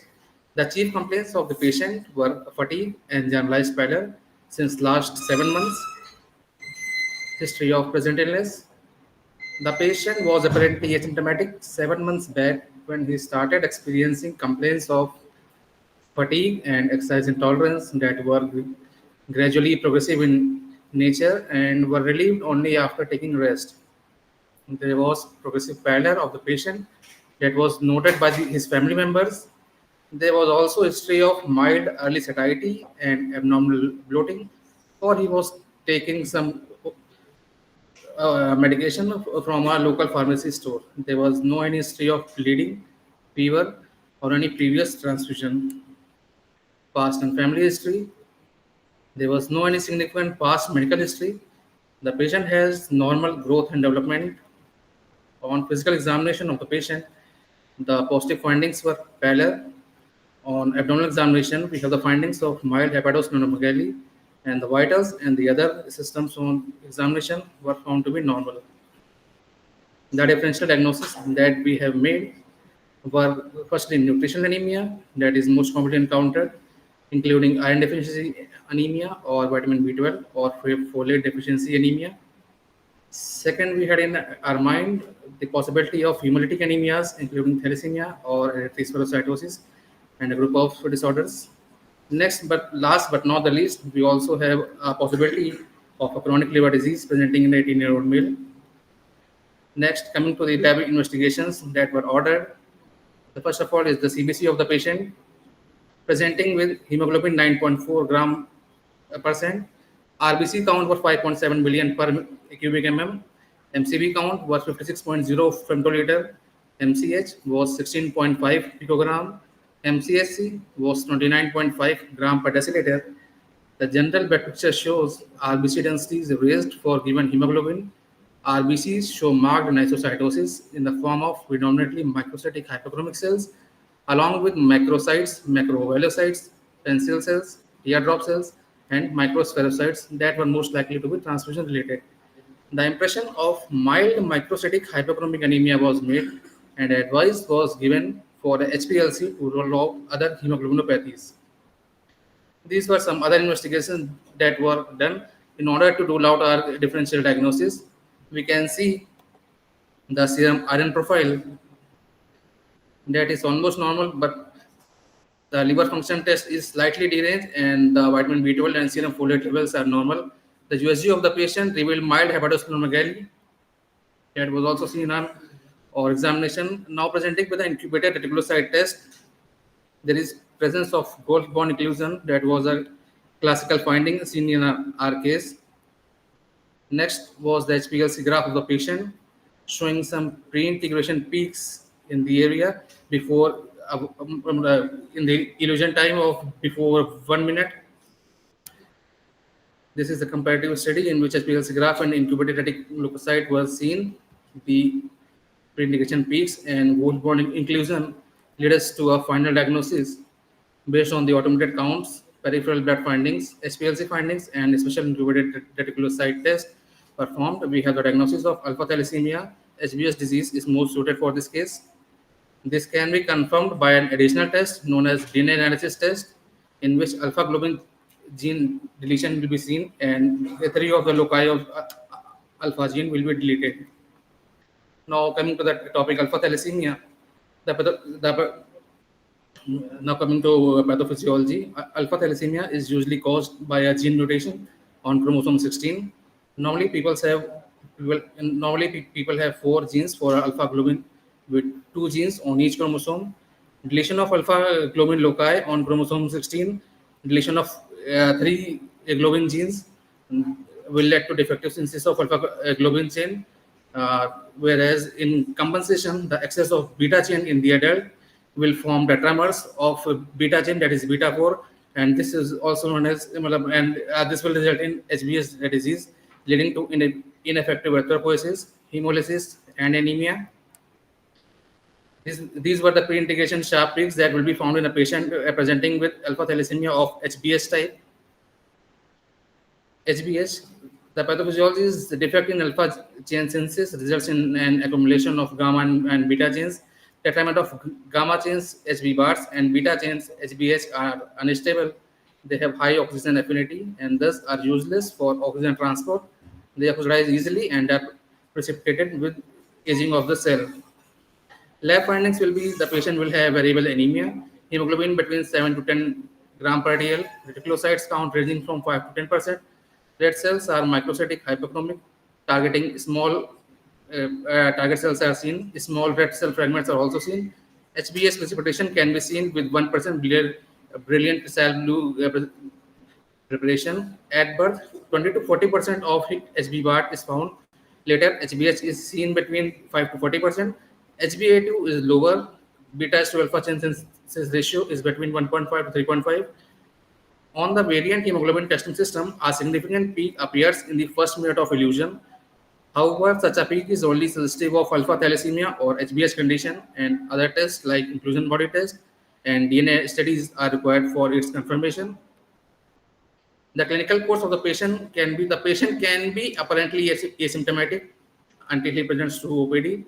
Next, the patient can present with moderate chronic anemia, episodes of jaundice. They can be finding of hepatosplenomegaly on clinical examination. They can be rare transfusion requirement if only during the phase of crisis, and there can be complication of iron overload due to multiple transfusion if required. Investigation that could be required for diagnosis of the case are automated counts, general blood picture with reticulocyte count, HPLC study, hemoglobin electrophoresis, and DNA analysis. DNA analysis will show the type of gene deletion seen. Next is genetic counseling, which is very essential in preventing the disease in the further progeny of the patient, as it is autosomal recessive disorder. And with proper genetic counseling, we can prevent the load of this disease in the future generations. The prognosis of this patient is generally good if handled with proper care. Complication can be gallstones, some bone changes that are usually rare, iron overload if there is if there are episodes of multiple transfusion, and risk of infection if occurred in patient of if occurred post splenectomy. Thank you.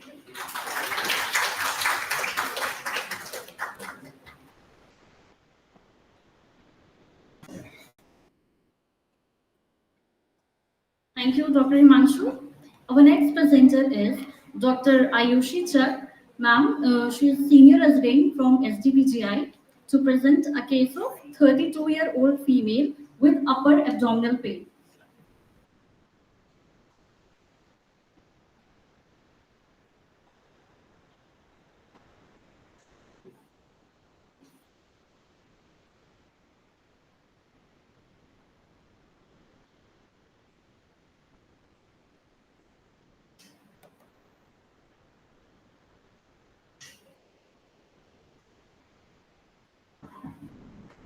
Good afternoon, everyone. I'm presenting a case of a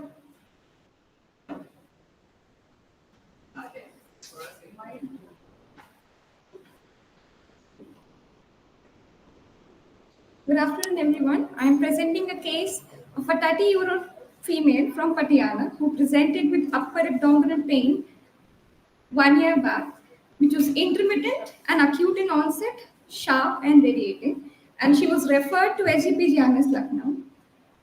In SGPGI, she was evaluated by triple phase CT. Here we can see we have an hyper enhancing mass which appears to be arising from the head of pancreas.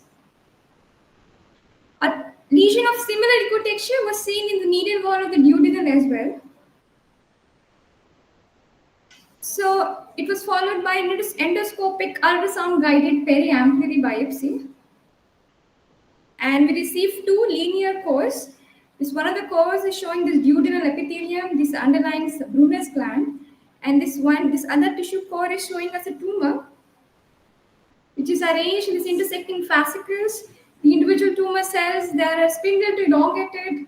They have dispersed chromatin, inconspicuous nuclei as scanned cytoplasm. Mitotic figures were scarce, necrosis was not seen. So morphological diagnosis being a benign mesenchymal tumor, with GIST being the most common in that site. So the respective markers were applied. Tumor cells are positive for DOG1 and CD117. So this was reported as periampullary biopsy, gastrointestinal stromal tumor. After 1 month long treatment with imatinib, the patient was found to be resistant to imatinib. And so the surgeons took the patient for surgery.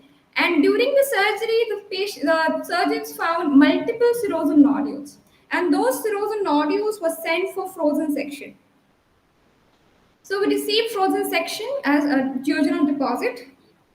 And it shows us a tumor of similar morphology as I described previously.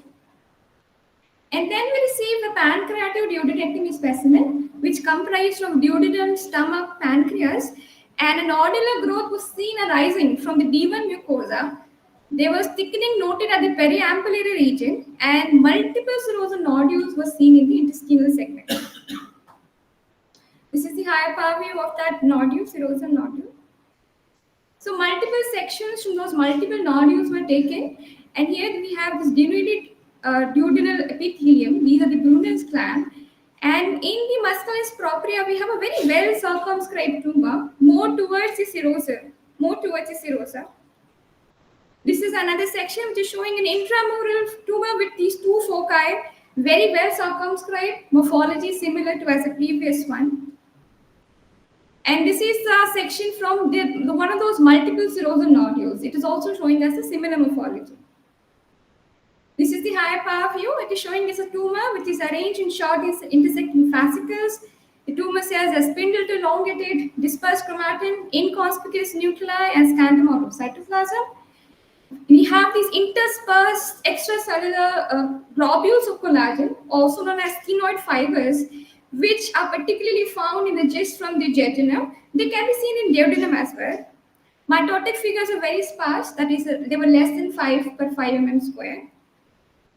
So morphologically, it looked like gist. Previously also diagnosed as gist. We went ahead with the IHC panel. The tumor cells, they are positive for DOG1, CD117, and CD34. So we have multiple nodules, and they are these are proven by IHC as gist. For the risk assessment, the mitotic figures were less than 5 per 5 mm square. The largest nodule measured 4.8, and the site was the duodenum. So we have multiple nodules of gist of low risk in the duodenum. So we were left with a differential of metastatic versus multifocal gist. It is one of the most important lessons that I learned during the reporting of this case, that how can we differentiate multifocal gist from the metastatic gist. For the multifocal gist, they are mostly smaller, they are restricted to the intestinal segment, and morphologically, they are very well circumscribed. They are restricted to the muscularis propria, and they have very low mitotic activity, as opposed to the metastatic gist, which are infiltrative. They have high mitotic activity.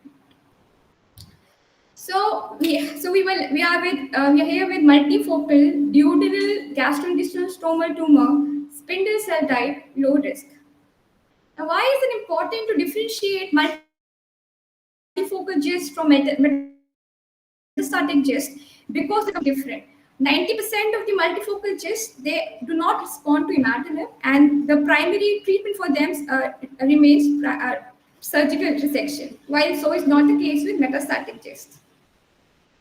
So once we found multifocal gist, we went ahead and read up about the syndromes and tumors that can be associated with multifocal gist, and we found these four syndromes, that is KIT mutation syndrome, which can be germline mutation syndrome, predilection for small bowel and stomach, PDGFRA mutant syndrome, which again is a germline PDGFRA mutation, predilection for gastric, and has a specific morphology that is epithelial-like. Then we can have NF1 associated gist, which can have germline or somatic inactivation, which can be associated with neurofibromas, paraganglioma, and neuroendocrine tumor. And then we can have succinate dehydrogenase deficient gist, which can manifest either as Carney's triad or Carney's straticus syndrome. So for that, we also performed the IHC for succinate dehydrogenase, and our tumor cells showed retention for STHP. So this was not all. We also had another tumor. So this is one of the sections from the periampullary biopsy. This is the duodenal mucosa. And here we have a poorly circumscribed and infiltrating tumor, which is occupying the lamina propria, submucosa, and the muscularis propria.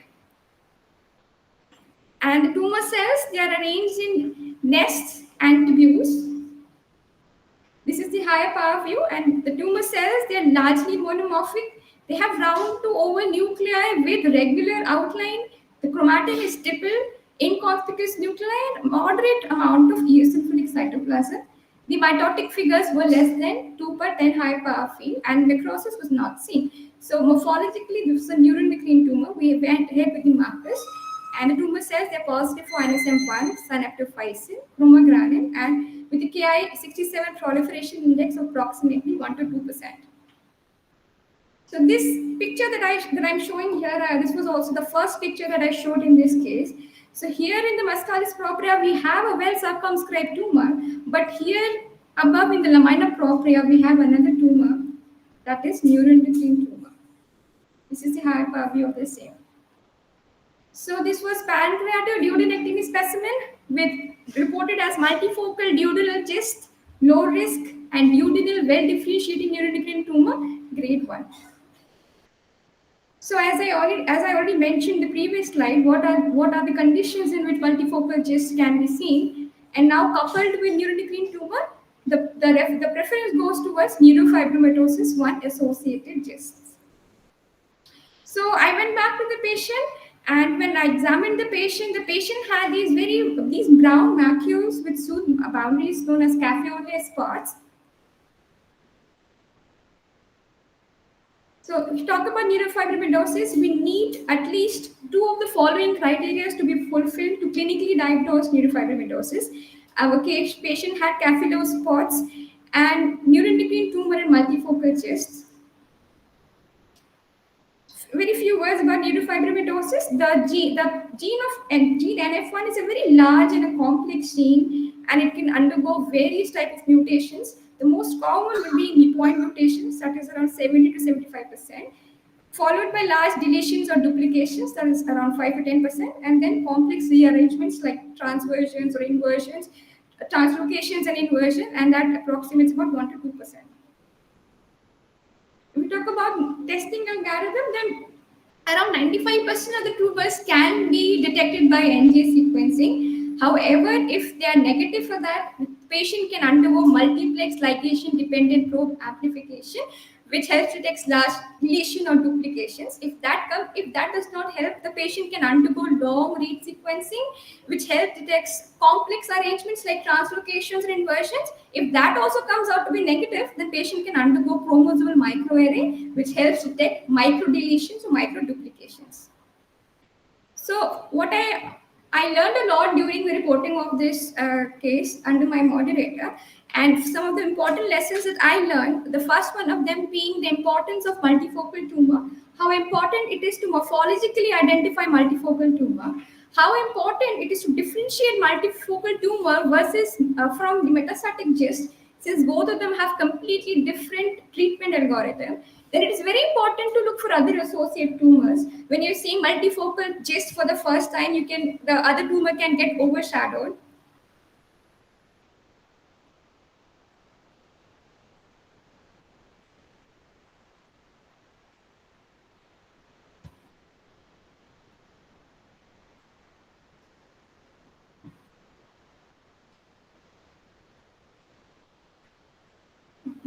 And then the patient's history is extremely important.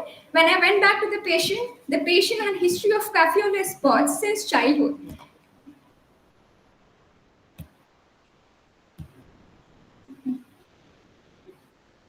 And then when I inquired about her children, she had a daughter who was 8-year-old, and she had similar spots since birth. So, and it also tells a lot about how important it is to identify these things, because that would lead to family counseling, and which will have different treatment implications. Thank you. May I ask you something? Yes. How many, when you say multiple, how many are there? So there were one big large tumor which was arising from D1, and then we had this tumor. We had this cyst in the periampullary region as well, and then we grossed the specimen. We had at least 4 to 5 serosal nodules. After the reporting was done, we did more grossing, and we found another 4 to 5 nodules. It had only cyst. It didn't have neuroendocrine. You had 10. Around. Around 10 to 12 small discs. And my surgeon also that if I maybe there are some more left. He said that Let me focus. yes, that is exactly right. He said that because it was just limited to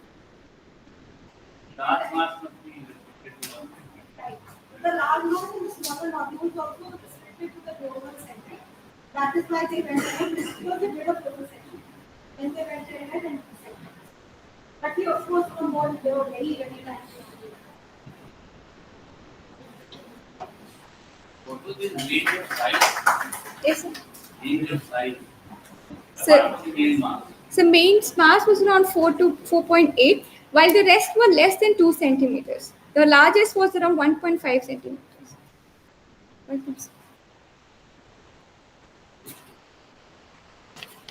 Thank you, ma'am. Our next presenter is Dr. Aarti Kaushal, Junior Resident from King George's Medical University. She will present a case of 30-year-old female with fungating breast mass.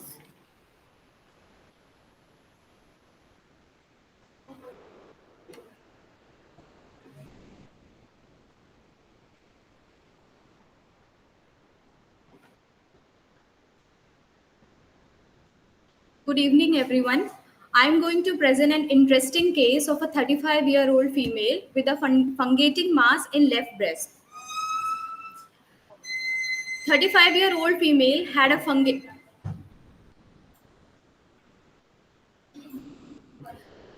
35-year-old female had a fungating mass in left breast which was ulcero-infiltrative in nature and protruding from skin with pus discharge.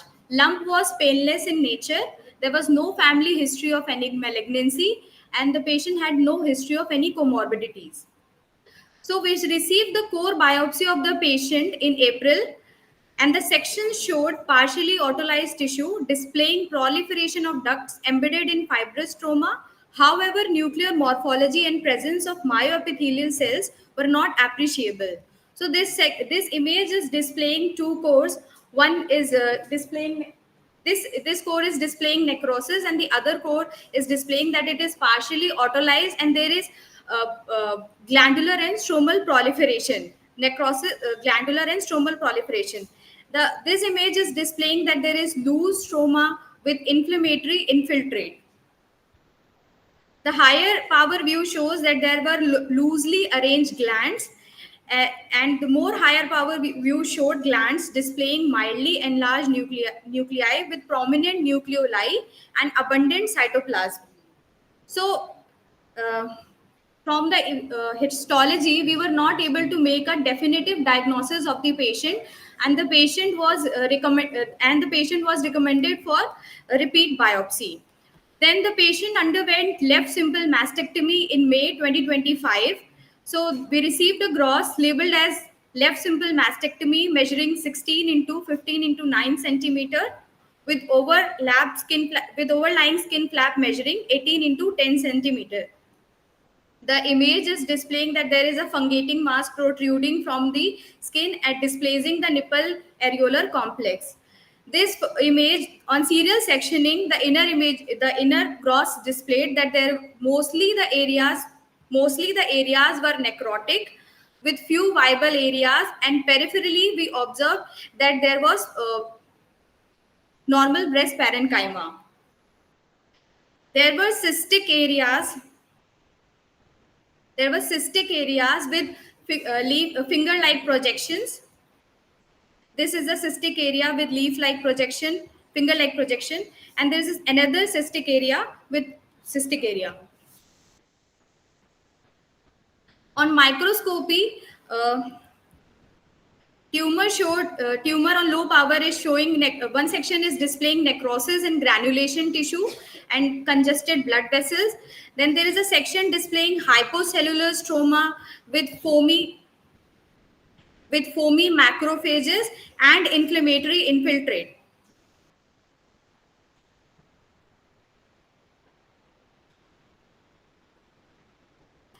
This is a section displaying that there is a partially encapsulated tumor with mildly cellular stroma and glands surrounded by normal breast fat. This section is displaying that there are leaf-like fronds with hypocellular and profusely edematous stroma.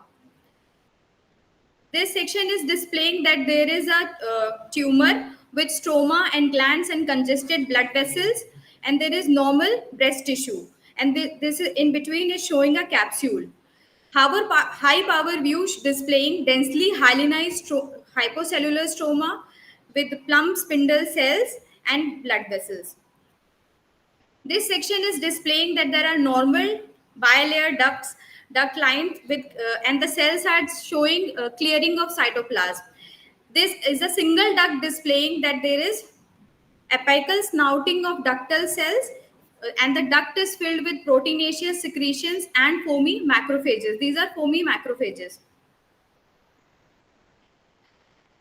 Some parts of the gross which were sectioned displayed that there was lobular hyperplasia, and it also showed secretory changes. These glands are filled with secretions. So the differential diagnosis we made as lactating adenoma, fibroadenoma with lactational changes, borderline malignant Phyllodes tumor, primary breast sarcoma, and metaplastic carcinoma. Patient had on further investigating we came to know that patient had gone CECT scan, in which the CECT showed that there was an ill-defined ulceroproliferative heterogeneously enhancing soft tissue attenuation lesion with internal non-enhancing area and air densities in outer half of left breast extending in the retroareolar region. So with all the investigation and the gross and the microscopy, the diagnosis was made as benign phyllodes with lactation induced changes.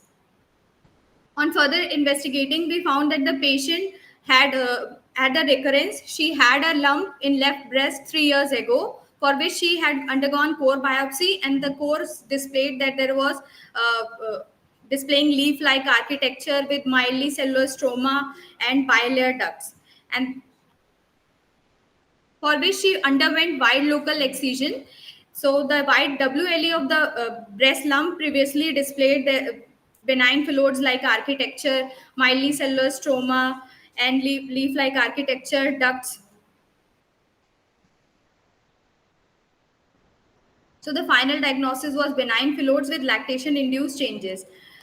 Phyllodes tumor in pregnancy is very rare. It is supposed to be hormone dependent. Phyllodes tumor usually present clinically as unilateral, firm, painless, mobile masses. The cut surface is tan or pink to gray in color and may be mucoid and fleshy with cystic degeneration. Large tumors may exceed 10 centimeter in size, distort the breast and ulcerate the skin. Skin ulceration does not necessarily imply malignancy. Large benign or borderline phyllodes tumors may cause skin ischemia and secondary erosion. However, tumors that fungate through the skin as fleshy polypoid outgrowths are invariably malignant.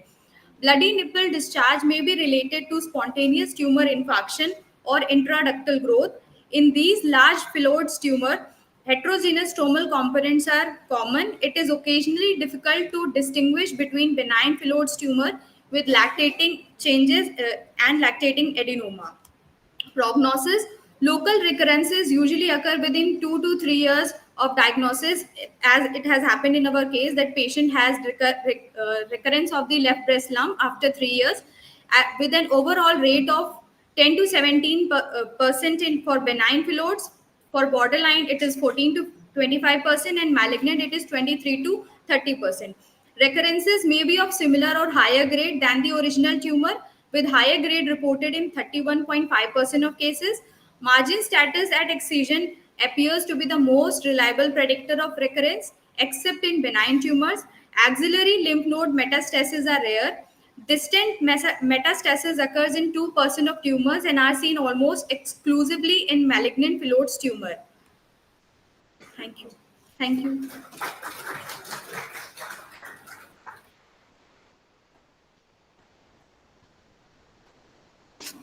Thank you, Dr. Aarti. Now we move to our next and the most awaited session. That's a quiz session with the knowledge meets fun. So now I hand over the mic to Dr. Shivanjali Raghuvanshi ma'am and Dr. Pooja Sharma ma'am.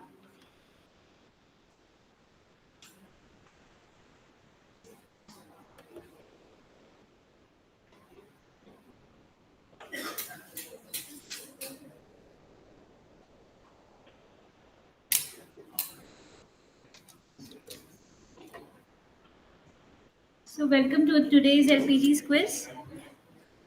So I hope the residents are active and happy and not sleeping. And our residents are armed with chocolates. The chocolates are ready, Dr. Gulshan. You people come this side with the chocolates. So instructions are as follows. The quiz is only for residents and others may answer if the residents are not able to answer. Person who raises hand first would be given a chance. If answered wrongly, the question would be passed to others. And every right answer gets a chocolate. And before starting the quiz, I would acknowledge contribution of Professor Wahid sir, Atan sir, and Dr. Millie for contribution of some of the questions according to their area of expertise. So a part of the quiz would be taken by me, and others would be followed by Dr. Pooja, who is a newly joined faculty in the department and a very active person. Okay.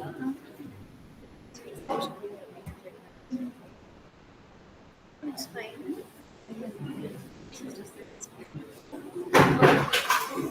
You're not able to open it?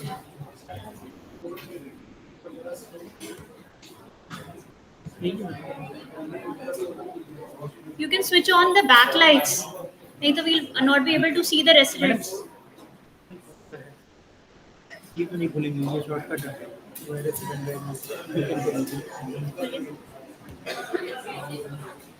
ये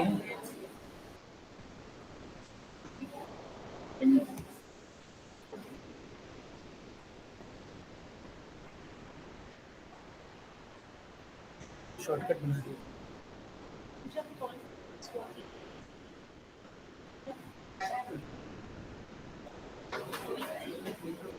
So we shall start the quiz.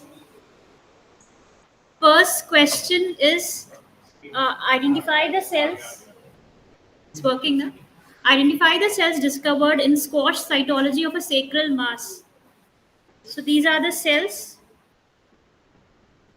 You need to identify the cells, name the lesion, and the scientist who discovered the lesion. Any attempt? Yes?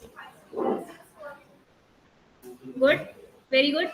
I must comment that these are the cells who always excite me whenever I see these cells, how old I get. So these are very beautiful cells to see on squash and FNA both. Your name, please introduce yourself. SGPGI. Good. And who is the scientist who discovered the lesion? It's a very common name. Good. One chocolate to her. Please introduce yourself.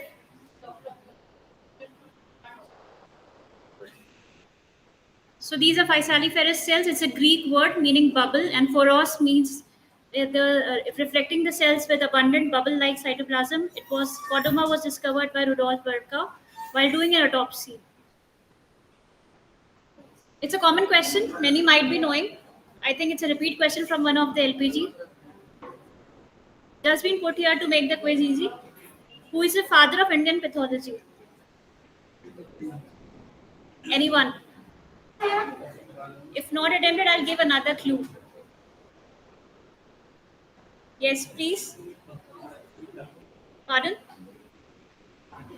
Indian pathology. He's an Indian. We want to promote Indian scientists. No. Second person. Good. Introduce yourself. Chocolate to her, please.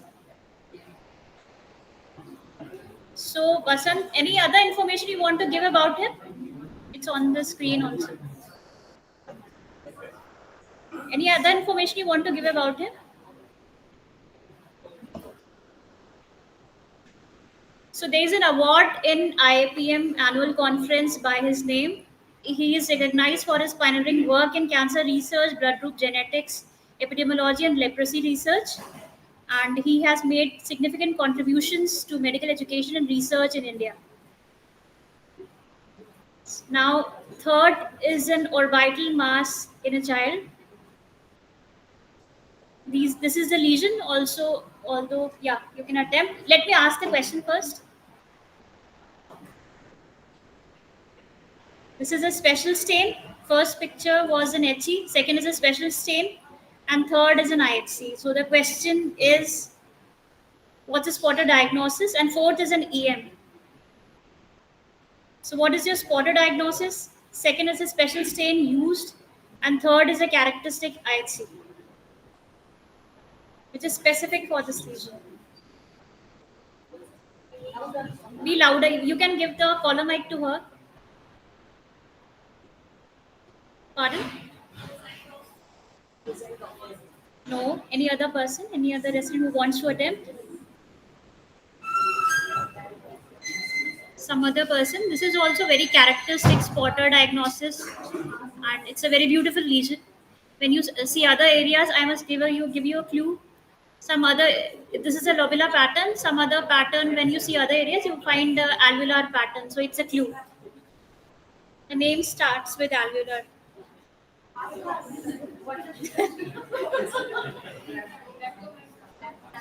Alveolar start हो रहा है नाम ही, it's an alveolar. The name starts with alveolar. It's another clue. Half chocolate for this. उसको mic, please give her the mic. Alveolar क्या है?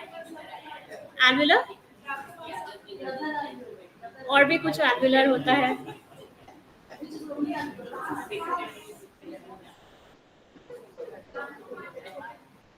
No. So, any faculty wants to answer to get a chocolate? Alveolar soft part chocolate to ma'am.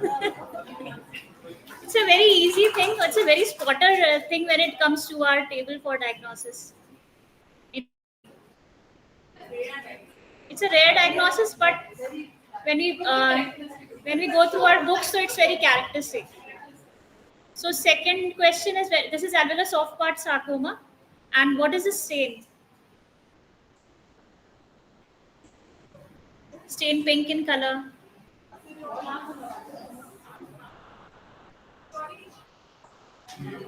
Pass stain with an addition, diastase resistance. It shows these kind of bodies, rods-like bodies. When you do a pass with diastase digestion, it is a resistant kind of thing.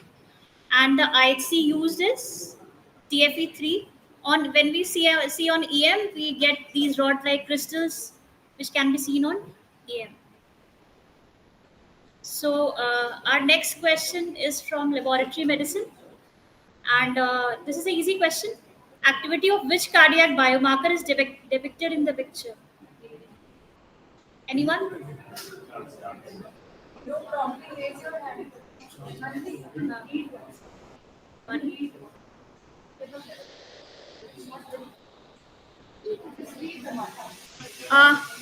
It peaks. It is detectable at 4 to 8 hours. It peaks at 14 to 18 hours, and normal level goes to in 5 to 10 days. This graph is made. This is an MBBS question.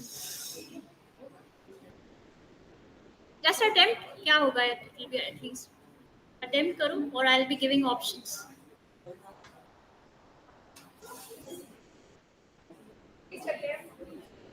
Attempt. Pass. Right. Troponin. Chocolate to him.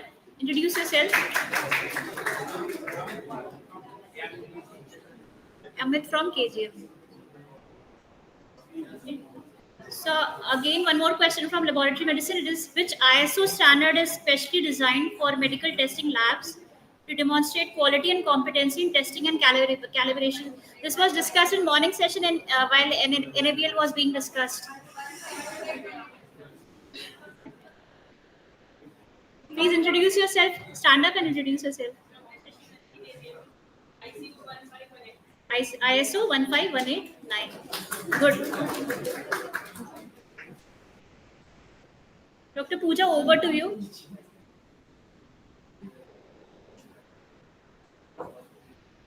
Thank you, ma'am. Over to the next question now. 30-year-old, conscious and well-oriented postpartum woman presents with acute renal failure, thrombocytopenia, histiocytes on peripheral smear, elevated LDH, and negative Coombs test.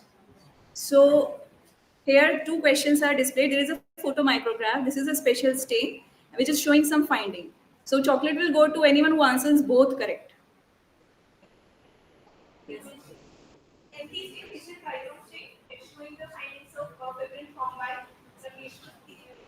Yes, very good, very good. So similar to the cases Madam had discussed, so this is a case of TMA, thrombotic microangiopathy. We are seeing Mason trachome, which is nicely highlighting these fibrin thrombi in the capillaries. Okay. Please introduce yourself. Akansha JR2. Okay, from SDPGI, right? Then another question based on this: which marker is most likely to be elevated? So look again, look at the history. So there are multiple causes for TMA. Okay. So our diagnosis should not stop at TMA. We should further investigate and determine what could be the cause. So what can be the causes? Okay. What is this case diagnosis? Anyone?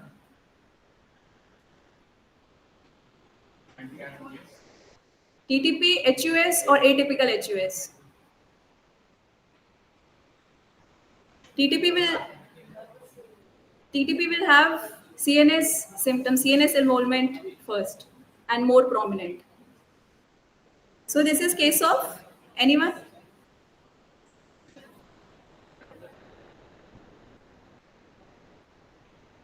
Okay. So this is case of atypical HUS and patient will have anti-factor H antibodies. So dysregulation of the complement causing endothelial injury and subsequently leading to TMA. Okay, moving to the next case.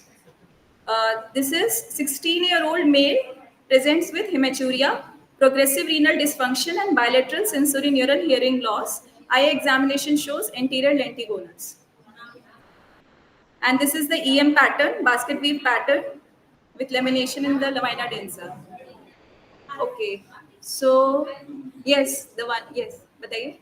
Introduce yourself first, please. Okay. Alport syndrome. Very good. So, chocolate to him. The next question: what is the most likely underlying mutation in this case?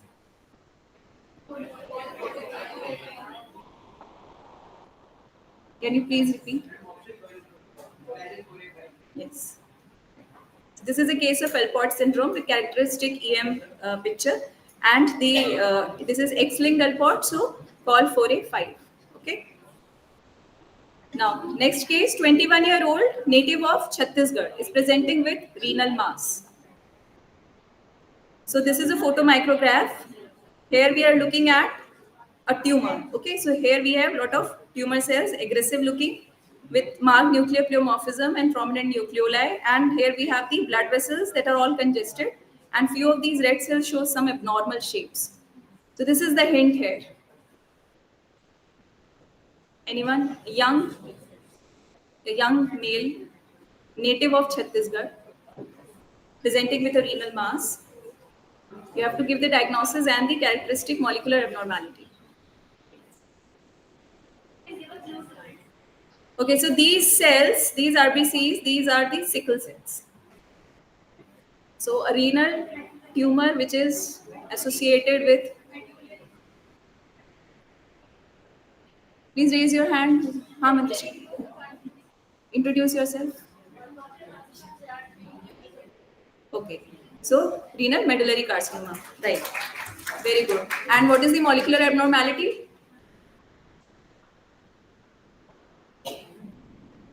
Anyone wants to attempt the second part? The diagnosis is, yes. Introduce yourself first. Dr. Tiparati, JR3, KGMU. Yes, tell me. Yes, very good. So chocolates to both of them. It is a case of renal medullary carcinoma, and the characteristic molecular abnormality is SMART B1 loss, seen as loss of ionized staining. Moving to the next case, 45-year-old diabetic male from South India has presented with these kind of lesions all over his legs. These are multiple varicose plaques and ulcerated nodules, and these have evolved following trauma with okay. So what is the characteristic photomicro? Describe this finding. Okay, the diagnosis was a giveaway. Now, can anyone describe this finding? This copper penny appearance is due to what is this? What is the pathological term?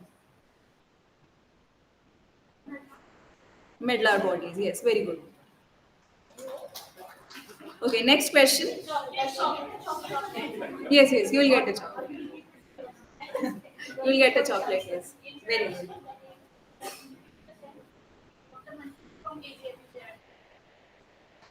Okay. 32-year-old man presents with intensely pruritic vesicles and papules on elbow, knees, and buttocks. And there is a history of bloating and iron deficiency anemia. Here we have a clinical picture of the vesicular lesions over the extensor surfaces. This is the photomicrograph of the HE stain section, and this is the DIF picture.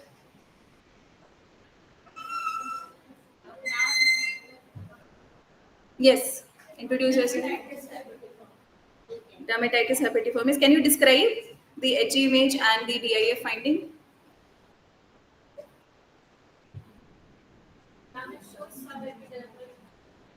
Okay, subepidermal split, and what else?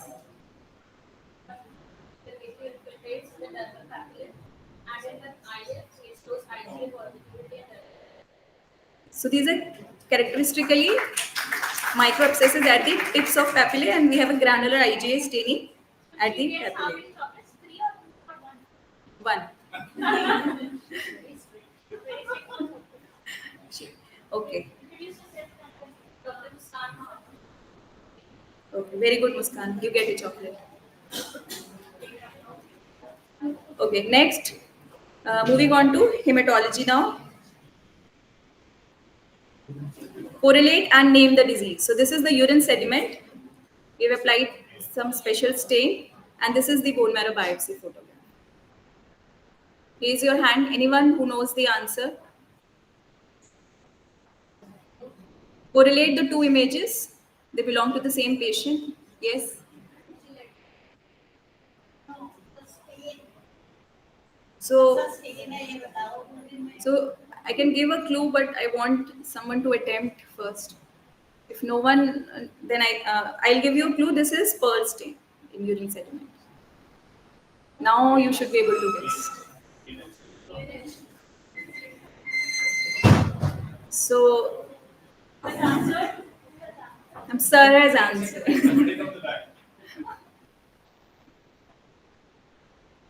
It was simple one for you, sir.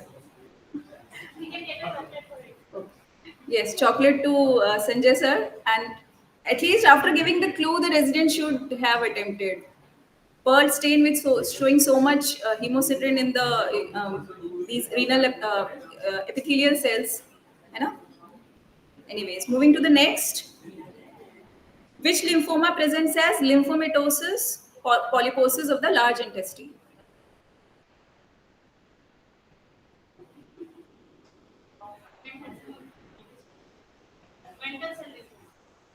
Mental cell lymphoma. Introduce yourself.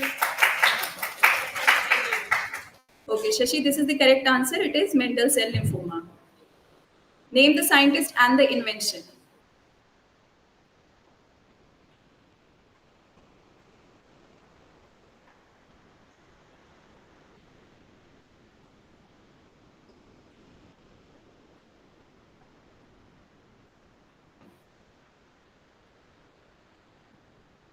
Related to something related to the RH blood group, and please raise your hand and answer. Yes, Shashi, again.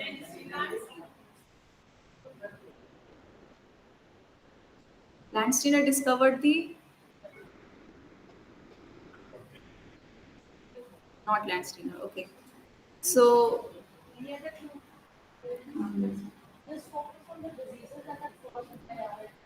which is the which is the condition which is most life can be most life threatening and a very it's causing serious complications in the fetus of a female because of isosensitization, and we do some test to detect that. Who is the scientist who developed this Coombs test? It's named after him.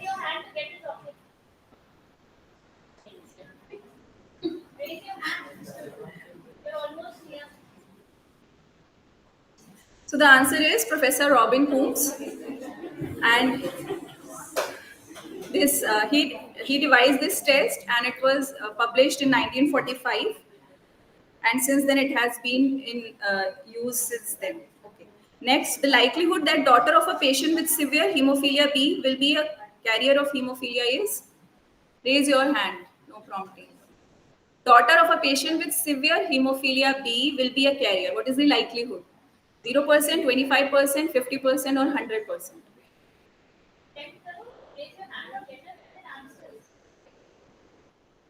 First, introduce yourself. Dr. Jyotsna, JR2 KGMU, yes? Answer? 100%. Yes, very good. Chocolate to Dr. Jyotsna. Franklin's disease is a very rare B-cell lymphoproliferative disorder which may be associated with autoimmune diseases. It is also known as, I'll give chance to non-KGMU resident first for this. Any non-KGMU resident? Delta chain disease, no. So now left with 3 options. Please stand up and introduce yourself. Yes, it is gamma chain disease. So there are abnormal truncated immunoglobulin heavy chains, specifically the gamma chains, without associated light chains. So in the end, I want to extend my sincere thanks to all the esteemed faculty members for contributing to the quiz and giving cases.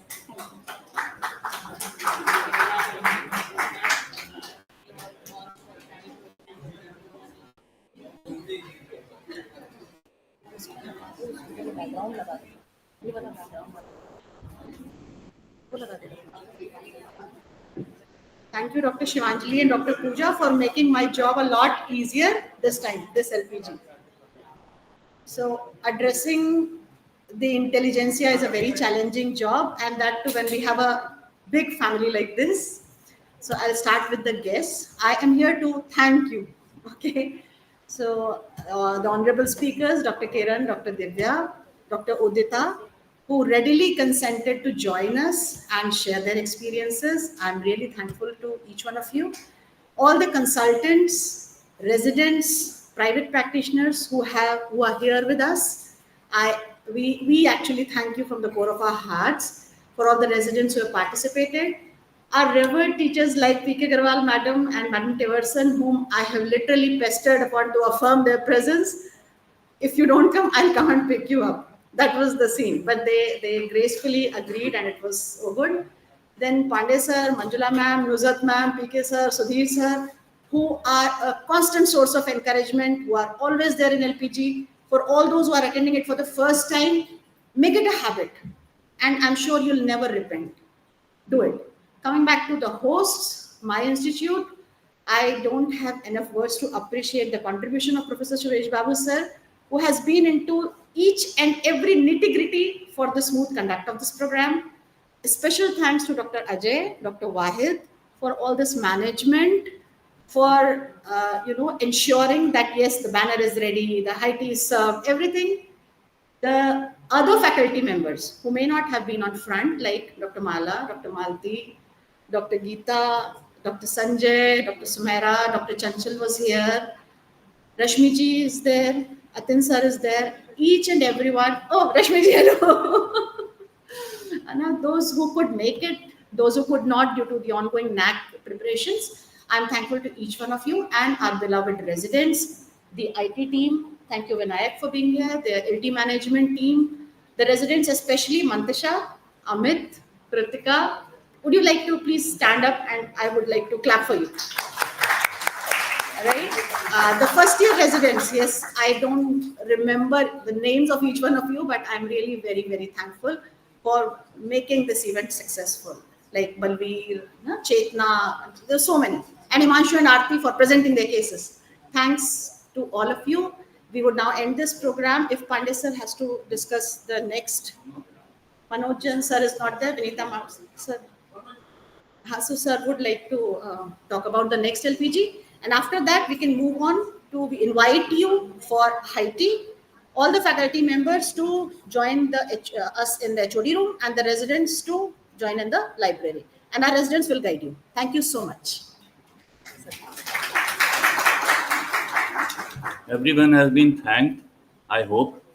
I'm sorry if And let me repeat. I thank the hosts for a wonderful program, and I thank the initial two speakers for bringing to fore a topic which both of which are dear to my heart, because they were rare when I started. We kind of faced initial difficulties. Critical values are still not in use. And let me, at the cost of repeating, tell you my experience with critical values. When I read about them, I thought it was wonderful. We should communicate to the clinician any unexpected diagnosis, anything that threatens life, and so on. But except for nephrology, when they were after our life about crescents and transplants, nobody was available. Nobody picked up the phone. You call, firstly, you don't know whom to call because the form doesn't mention the name or telephone number of the resident. It doesn't mention the name or the telephone number of the consultant. And when you find out and then you call, half of them don't pick up. Half of them who picked up, yes, we knew. So that's the side. But the same thing goes with the frozen. The frozen is a constant battle between the clinician and the pathologist. And the clinician always wants to know, diagnosis batao bhai. And you say that, sorry, frozen pe sab diagnosis nahi banti. But you all know that. And all the cases were presented well. Quiz was wonderful. So thank you so much. Thank you for this organization. And we are looking for volunteers.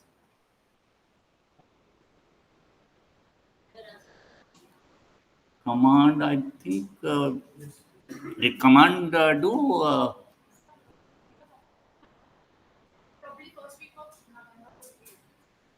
So I don't know. It's would you like to take up next, and then the next we can ask command to do?